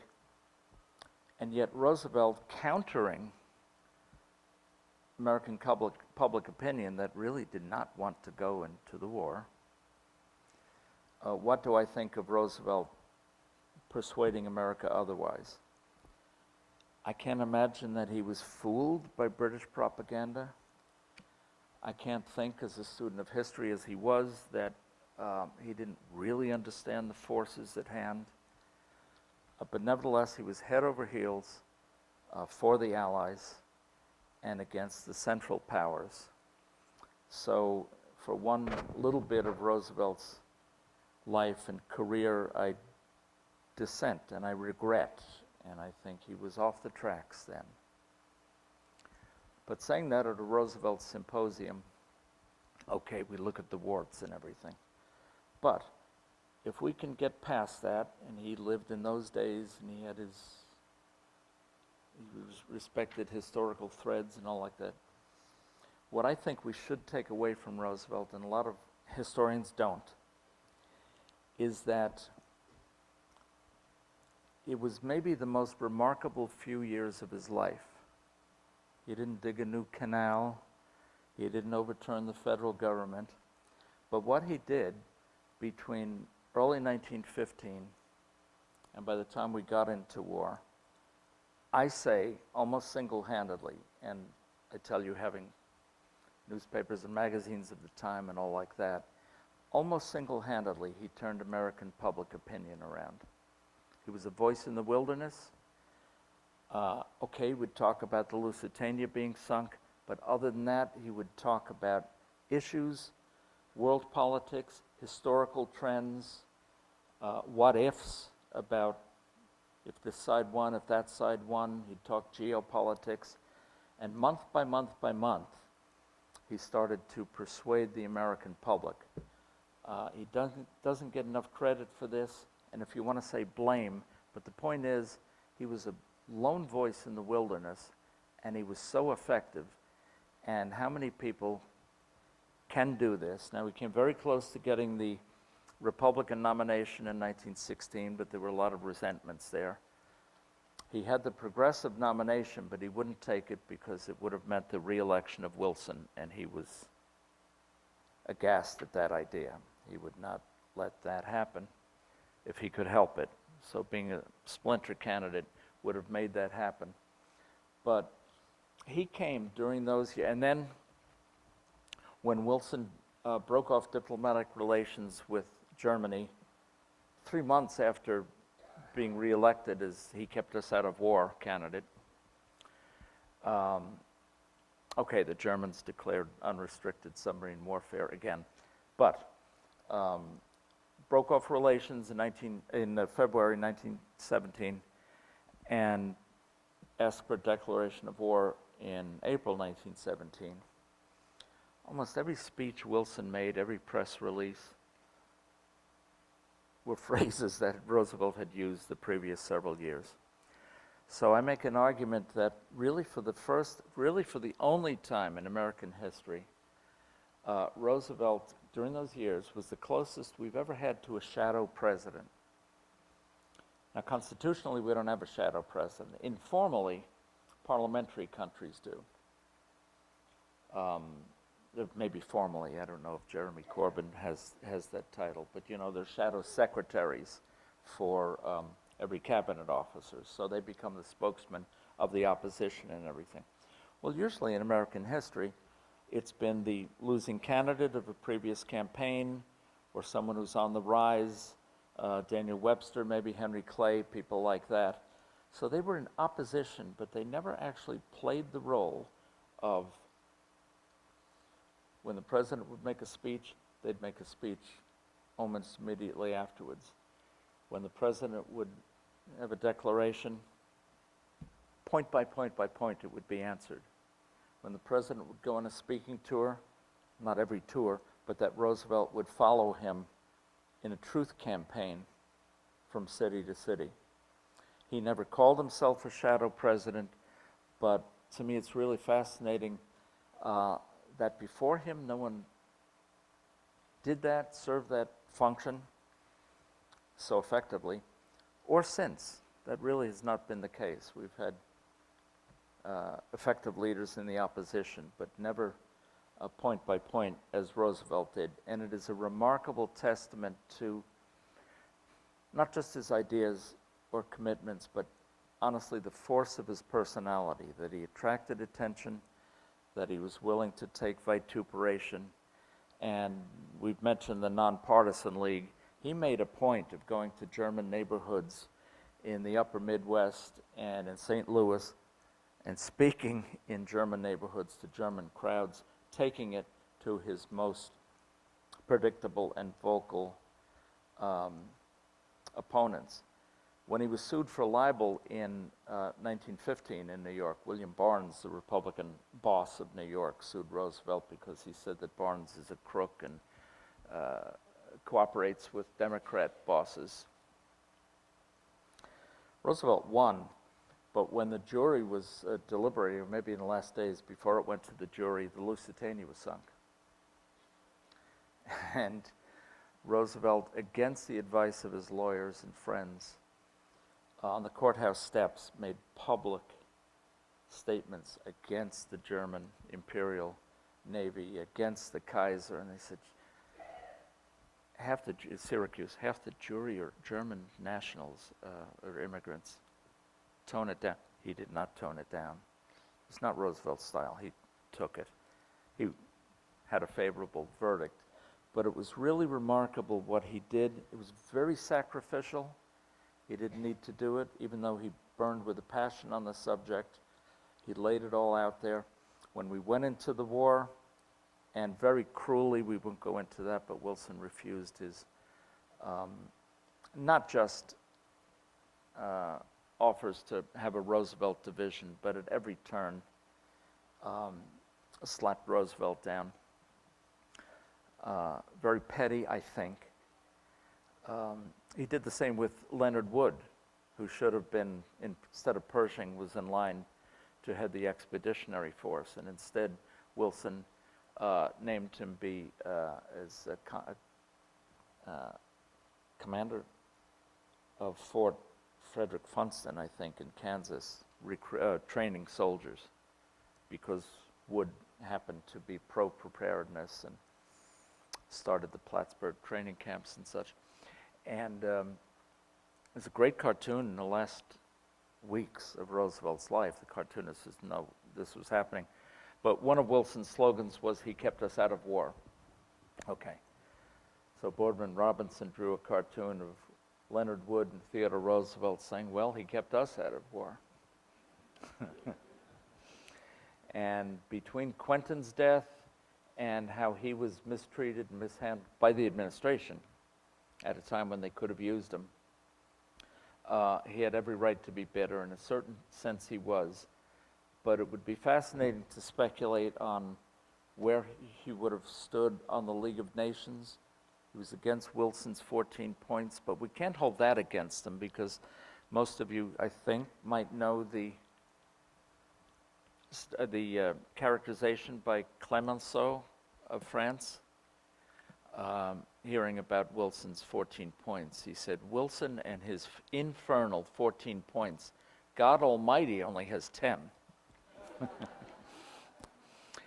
And Roosevelt's proposed League to enforce peace, as it was originally proposed, was very different than Wilson's League of Nations as proposed.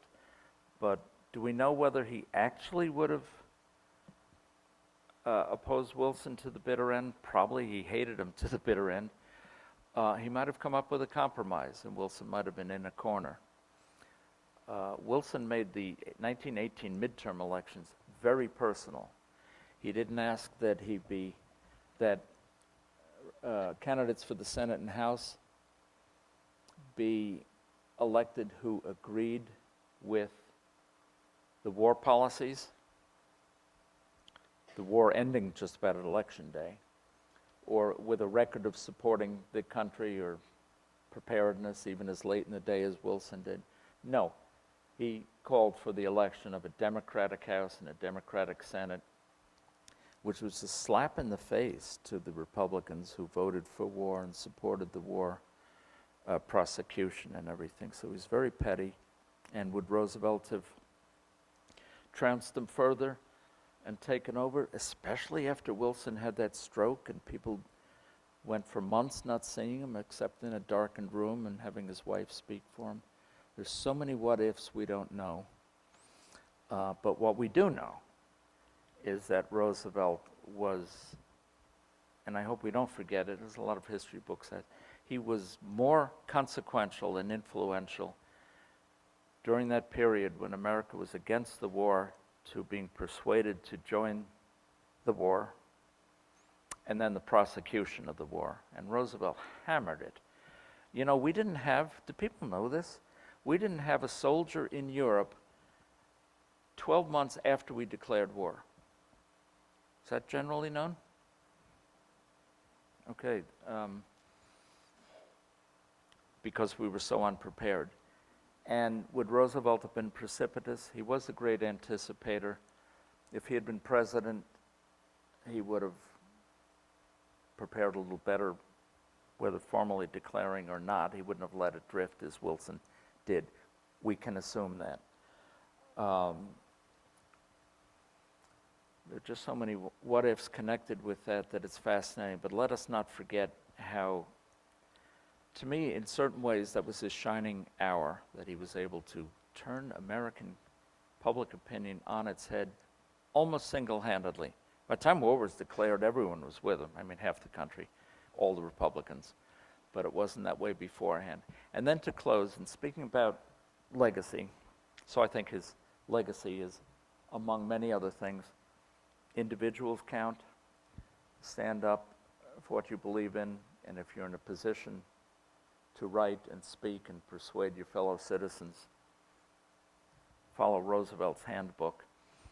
But wouldn't it be fascinating, it is fascinating, if we would go home and think about this, or next year think about it. What if Roosevelt hadn't virtually killed himself with the Brazilian jungle fever and all that he did and the crazy abuse of his body? What if he had lived to another 10 years, in 1929? Would he have been elected? How in the world would he have dealt with Prohibition and the Jazz Age and the gangster era? Really? Can we see it? Can we see Roosevelt? I mean, Coolidge would dress in the funny Indian headdress and everything, but Roosevelt during the Jazz Age, Roosevelt talking about ragtime, or Al Capone weighing in on the Scopes trial. If he handled the economy better, and we know he wasn't great about tariffs and economics, but his people probably would have been. Would the economy have done better? And what if there were no depression in 1929? If he had lived in 1920, for sure, the Democrats would not have named the young, practically unknown Franklin Roosevelt on their ticket as vice presidential candidate. We know the only reason he was there is to get the magic name on bumper strips, if there were bumper strips. There weren't. But history would have been so much different. Depression or not, FDR might not have been in the White House. And we can play what if about a lot of things. What if the British had slept late at Bunker Hill or something like that? But the point about Roosevelt is, and I said in the last session, that he's baked into our culture now. And it's not a mere question of what if, but we know Roosevelt so well that if we know the issues of history so well, we can learn a lot by speculating. It's not a parlor game, and we can learn things about ourselves and going forward and call each other Ted heads proudly. Thank you.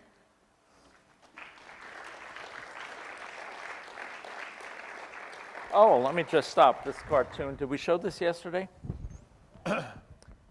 After he died, an American boy saying, "I wish I could be like him." Isn't that great? And then this is a painting I did a number of years ago. It's your painting. Yeah, my painting, yeah. Another of your talents. Yeah. So, you. just have a little bit of time here. So you said a couple of really intriguing things. You announced that you're nearly a hagiographer, and hagiographer is someone who believes that someone's a saint. A saint, yeah. And so saints' lives. Yeah. You said nearly so.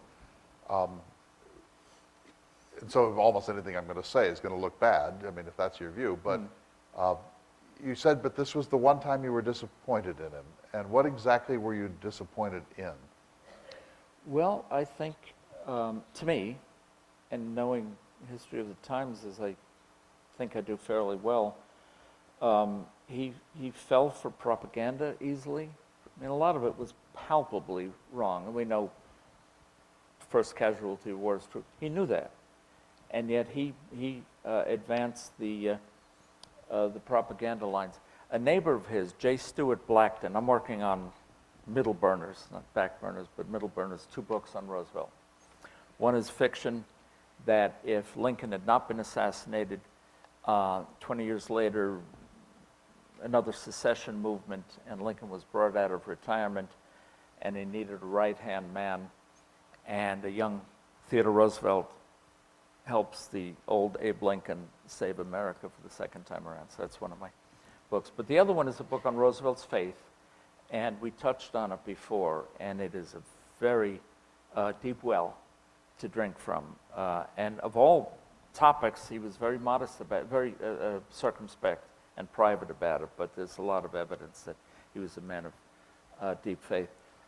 But on this subject, it's just to me very hard to believe that with all his connections and all his knowledge of history and keeping in touch with current events, not just through his friends like Sir Edward Grey and everything, that he fell for such ridiculous propaganda stories.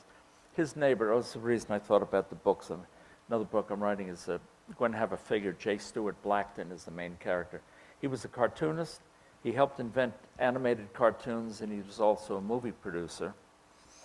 And so he's going to be the central character in his book. But he was a neighbor of TR in Oyster Bay.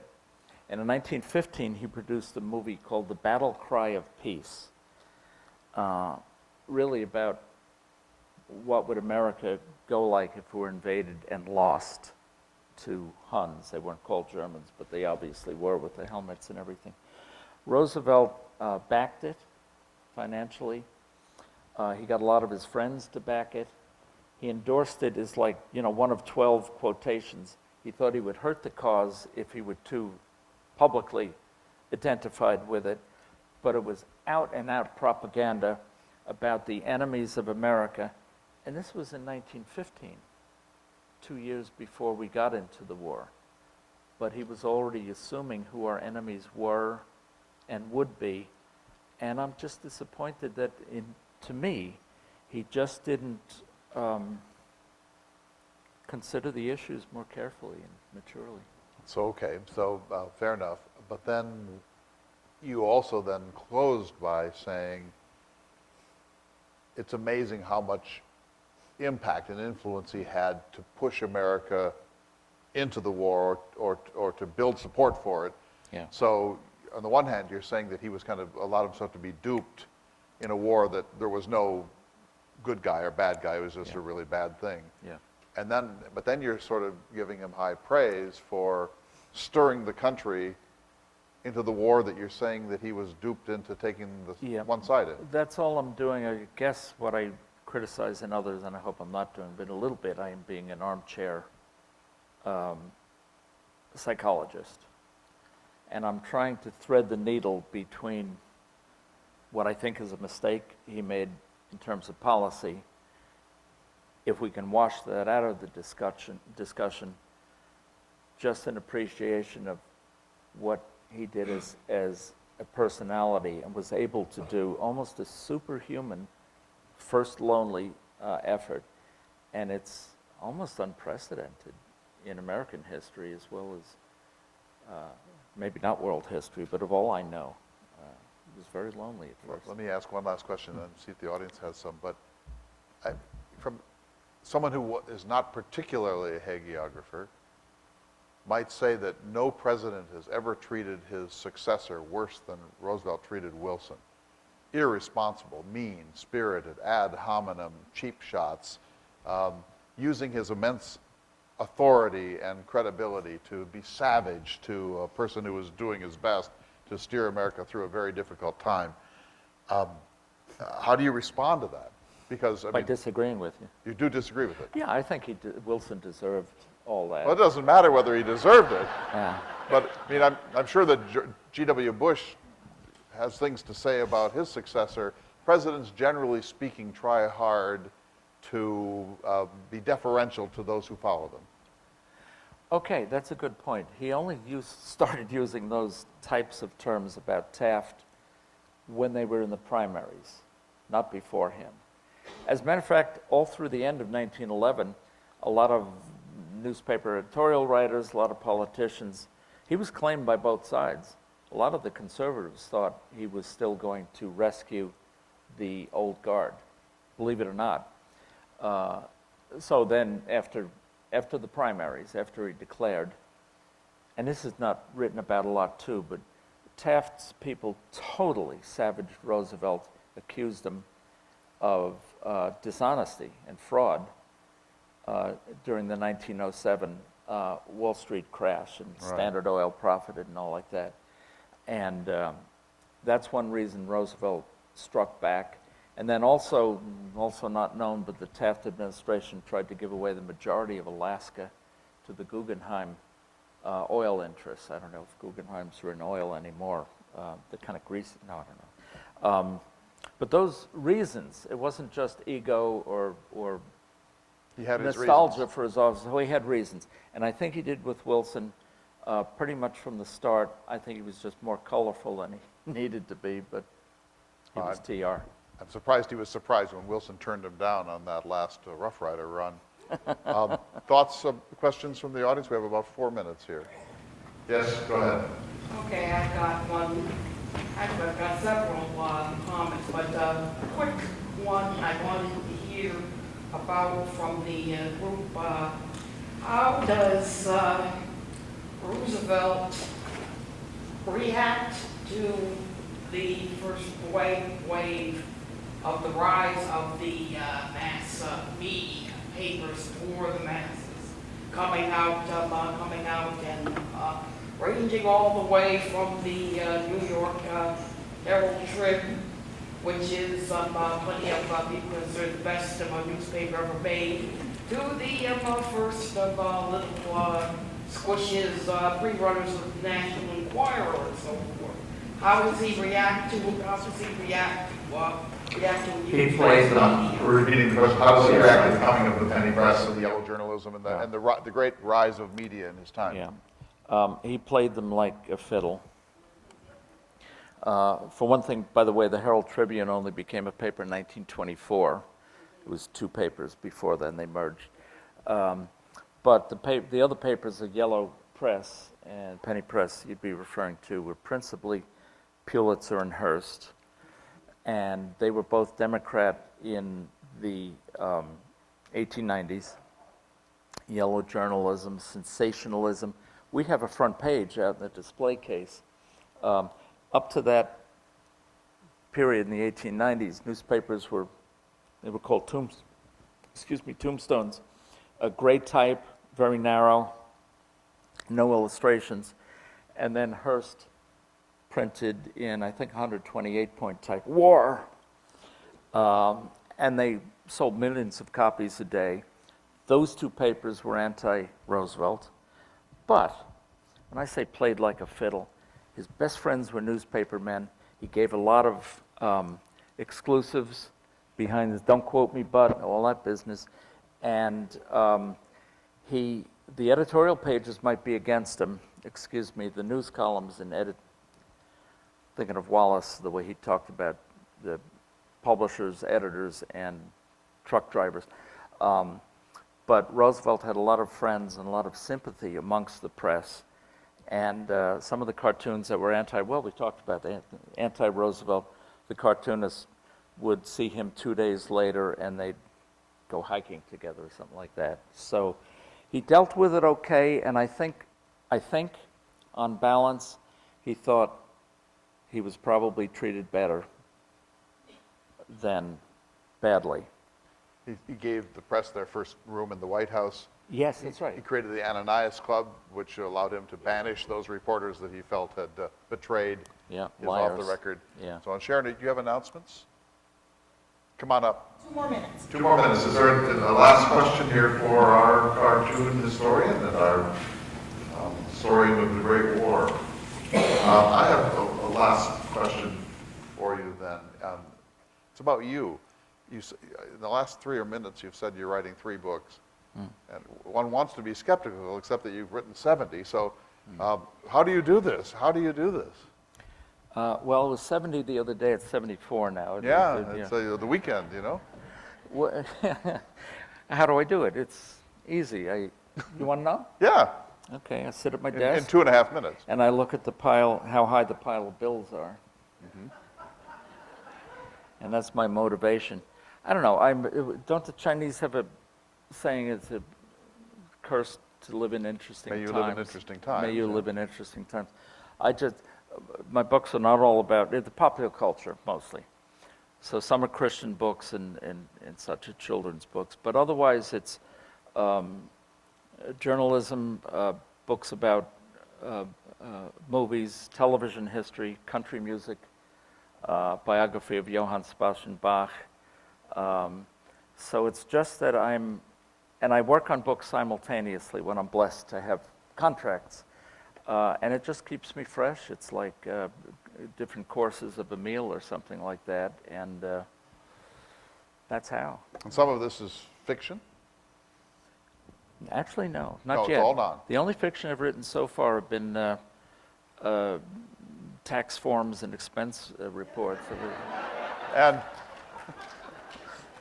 wow, it's just so easy to set you up. So, if you... Oh, by the way, no, I've written hundreds of comic book stories. I was editor of Marvel Comics and I worked for Disney, so that's fiction too, but it's like, with animals, talking animals. You're a hagiographer of TR. Are there other figures that you feel equally passionate about positively? Yeah, Benjamin Franklin and Charles Lindbergh. Lindbergh, our neighbor in Minnesota. There you go. And collector of if archives this is and such. a mean question, but if you only got to put one of your 70 books in a time capsule that's your book, what book is it? Well, I would say Bully, but it's sold out now, so there's no reason to. Honestly, the ones I'm proudest of that could be buried with me would be Bully, or a book I wrote called America's Great Comic Strip Artists, Abbeville Press, and the biography of Bach. That came out all right. I was happy with that. Yeah. Our dear friend, Rick Marschall. Thank you. Very kind to me. Thanks. Thanks. Oh. Speaking of Bach, this is your last chance to buy books. So any of the authors who've spoken, for whom we still have the books, we do have Bach. Rick has also brought some from his own collection, his private collection, where he has duplicates or that sort of thing of Roosevelt Legacy books. This is one, A Cartoon History of Roosevelt's Career by Albert Shaw.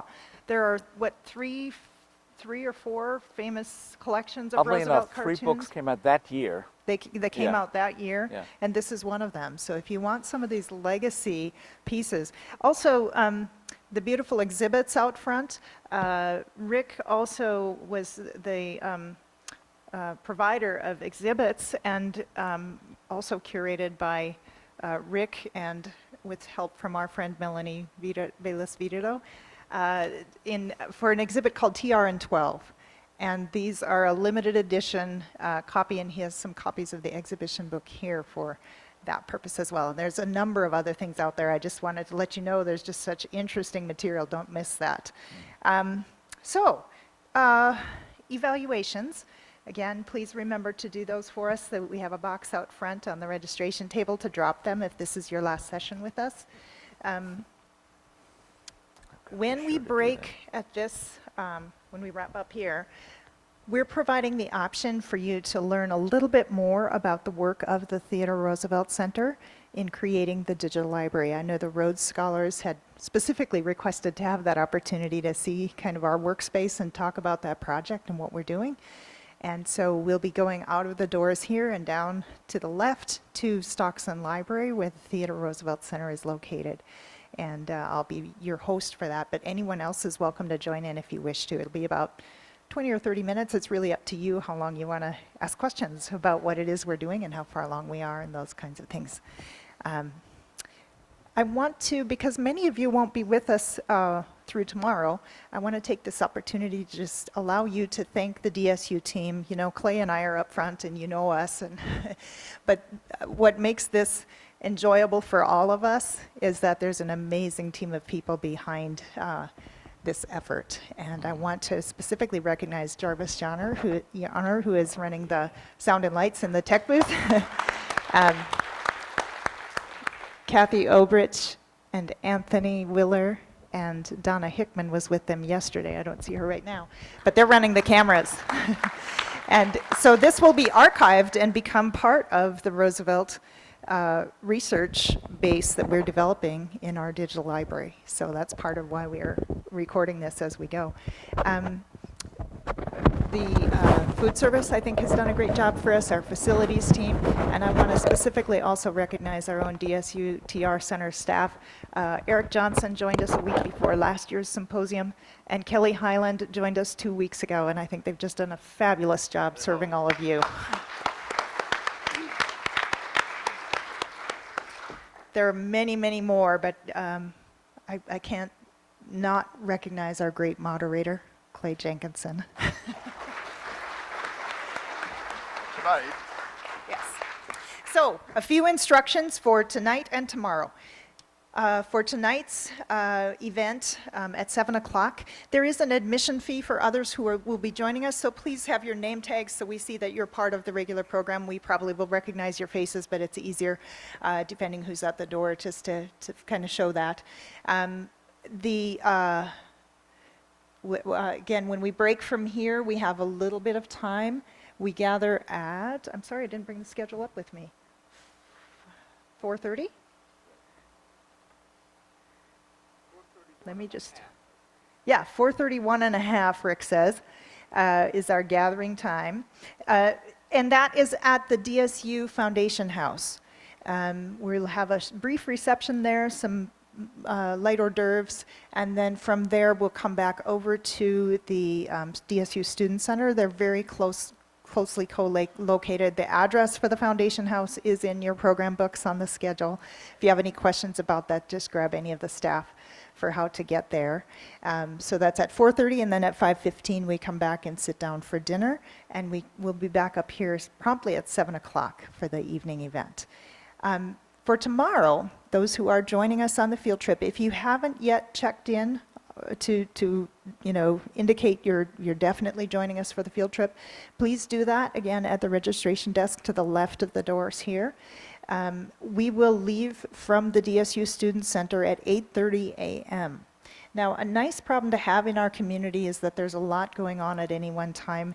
DSU is the host of the city's Harvest Festival tomorrow, and we expect 2,500 or 3,000 people to be here. The city is blocking off streets around the campus, probably starting around 7 a.m. So for those of you who are coming at that time, if you look at the map that's in your program books, the DSU Student Center, the doors we went in today, on the south side of the building. Tomorrow we'll be entering and exiting on the north side of the building, just around the back. So if you have questions about that, again, see any of us as staff. If you're driving up and joining us and you don't see the bus, that's why. It'll be behind the student union. And that's where you should expect to park as well. Normally, if you've come with us before, we just park right out front on Campus Drive, but that will all be blocked off in the morning. So I apologize for that. It's, again, a nice problem to have. Lots of good things going on, but we'll be just back around behind on the north side of the DSU Student Center. And that's where vehicles can be left for the day, and then we'll be coming back at the end of the day, and that's where you'll pick them up to depart tomorrow evening. Dress in layers. It looks like it's supposed to be 50 degrees tomorrow morning, but 75 degrees midday. It's going to be a beautiful day to be in the North Dakota Badlands. We couldn't be more delighted to be able to share them with you.